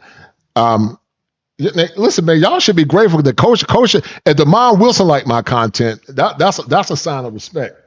Damon Wilson from Sanford and Son said he liked my content, and that makes me feel good, man. So. But Damon Wilson said that, and bless his heart, I believe Damon Wilson was a believer. I know he's in the presence of God right now. And yeah, I hope that my soul is right so I can meet him and see my mama again and see all the ancestors and all of those that died in Christ. But Damon Wilson said, like your content. He said, why did you put what I said in slow motion like that? It makes me sound like I'm drinking. Damon Wilson was also very blunt too, guys. But as y'all see, that's Damon Wilson from Sanford Son. He was going to come on my channel. The Kosher Clinician was going to get Damon Wilson, because he says shalom, so he must be a Hebrew Israelite. And I got my take on some Hebrew Israelites. I mean, some of it I agree with, some of it I don't. But that's neither here nor there. But I like your content. Why don't you put what I said in slow motion? It makes me sound like I've been drinking. I don't have any time on my current schedule to add any more podcasts, perhaps in the future. Thank you for the invite. Regards, Damon Wilson. Shalom. And so, yeah, man. He said, oh, respect. I did that to add the effect of the conversation. I wanted to touch home and amplify the audience, the seriousness and the urgency of the matter. Let me know when you are free, and I will reach out to you in the future. God bless the Kosher Clinician. So that makes me feel real good, guys, that Damon Wilson for Sanford Son. Yeah. Yeah, man. Yeah. Kosher, Kosher be moving in these streets, man. The Damon Wilson for Sanford Son, I wanted to. He was going to come on my channel, man. But as a tribute to him, guys, let me show him some love. And then, guys, we're gonna end the stream. So God bless Damon Wilson. And guys, this is Damon Wilson that we remember on Sanford and Son. Hold on. Where am I? At the gates, my friend. You've made the journey well. It's beautiful. Come, there's more to see inside. Says he's my real father. Wow, this is heavy. And that's why I'm here, Lamont. So that you can decide on who you want to be with. Your real father or him. You mean you want me to choose between you and you? Wait a minute, wait a minute.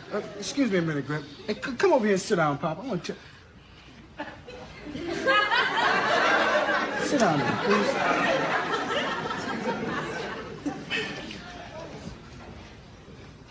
Now, I don't care nothing about this business or this house. You know, No. But what I do care about is you, Pop. Because you're my pop, man, and I love you. Now, Grip, if you are my father, that was between you and my mother. I ain't have nothing to do with that.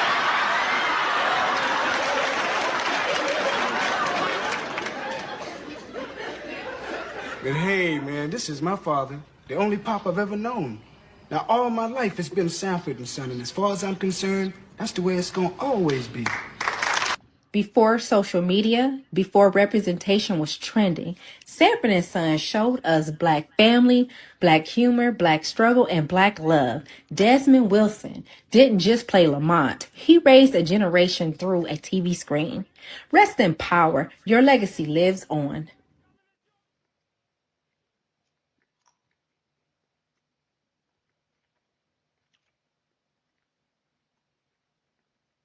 About girl trips insecure and controlling, or she trying to control him. I say to you, I don't want you going on that girl's trip. Can I ask How why? you gonna be like, nah? Can I ask why? Because I okay? said so. So that's not a good, okay. It But is. why? It is. You know why it is? Because did you hear what I just laid out? I'm coming with big energy. I said. So you feel no. because you're a provider, you can just say this is what it is and not give her any communicate a reason why? I'm not saying because I'm a provider. You can get I'm saying. But that's what you just said, Angry Man. I'm not saying. I'm saying. I'm telling you what I'm saying right now. I'm saying because I'm him. It's more than just being a damn provider. It's more than just being a provider. All that your homegirls be going through, you don't go through none of that. You straight.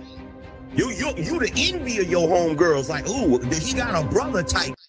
No, when a dude hold it down the way he's supposed to hold it down, and he say to you, nah, I don't want you doing that, you supposed to be like, okay. That's it.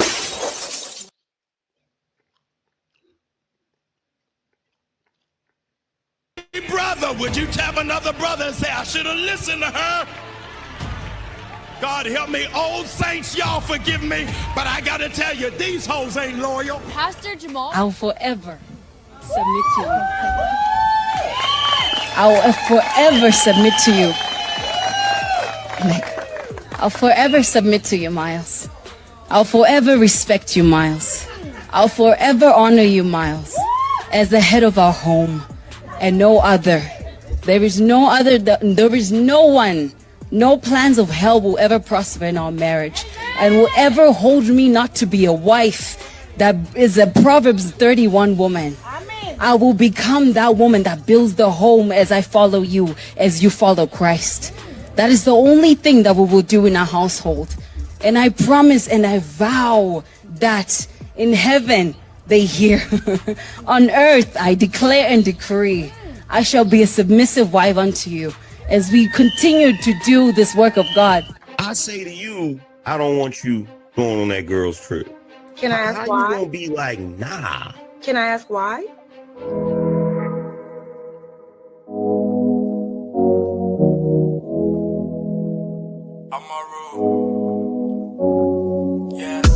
I dey go ball without you.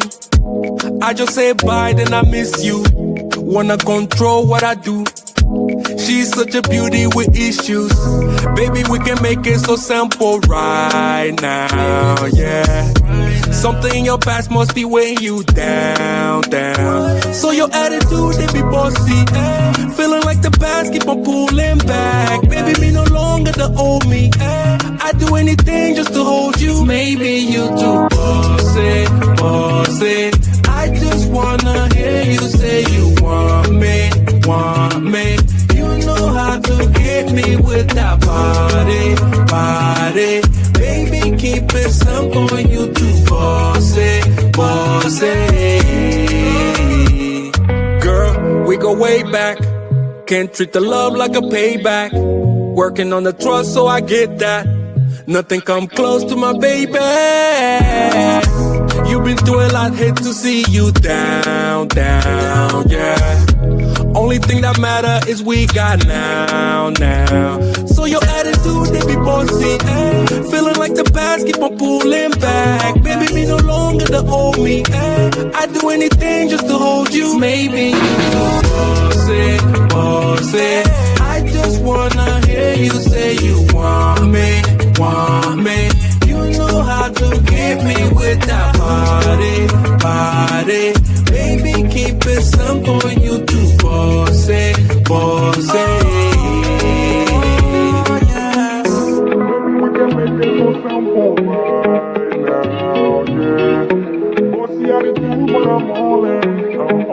Maybe you too boss it. I just wanna hear you say you want me. You know how to get me with that body. Baby, keep it simple, you too boss it. She's my addiction. This beauty, nothing compares. She put me under her spell, yeah.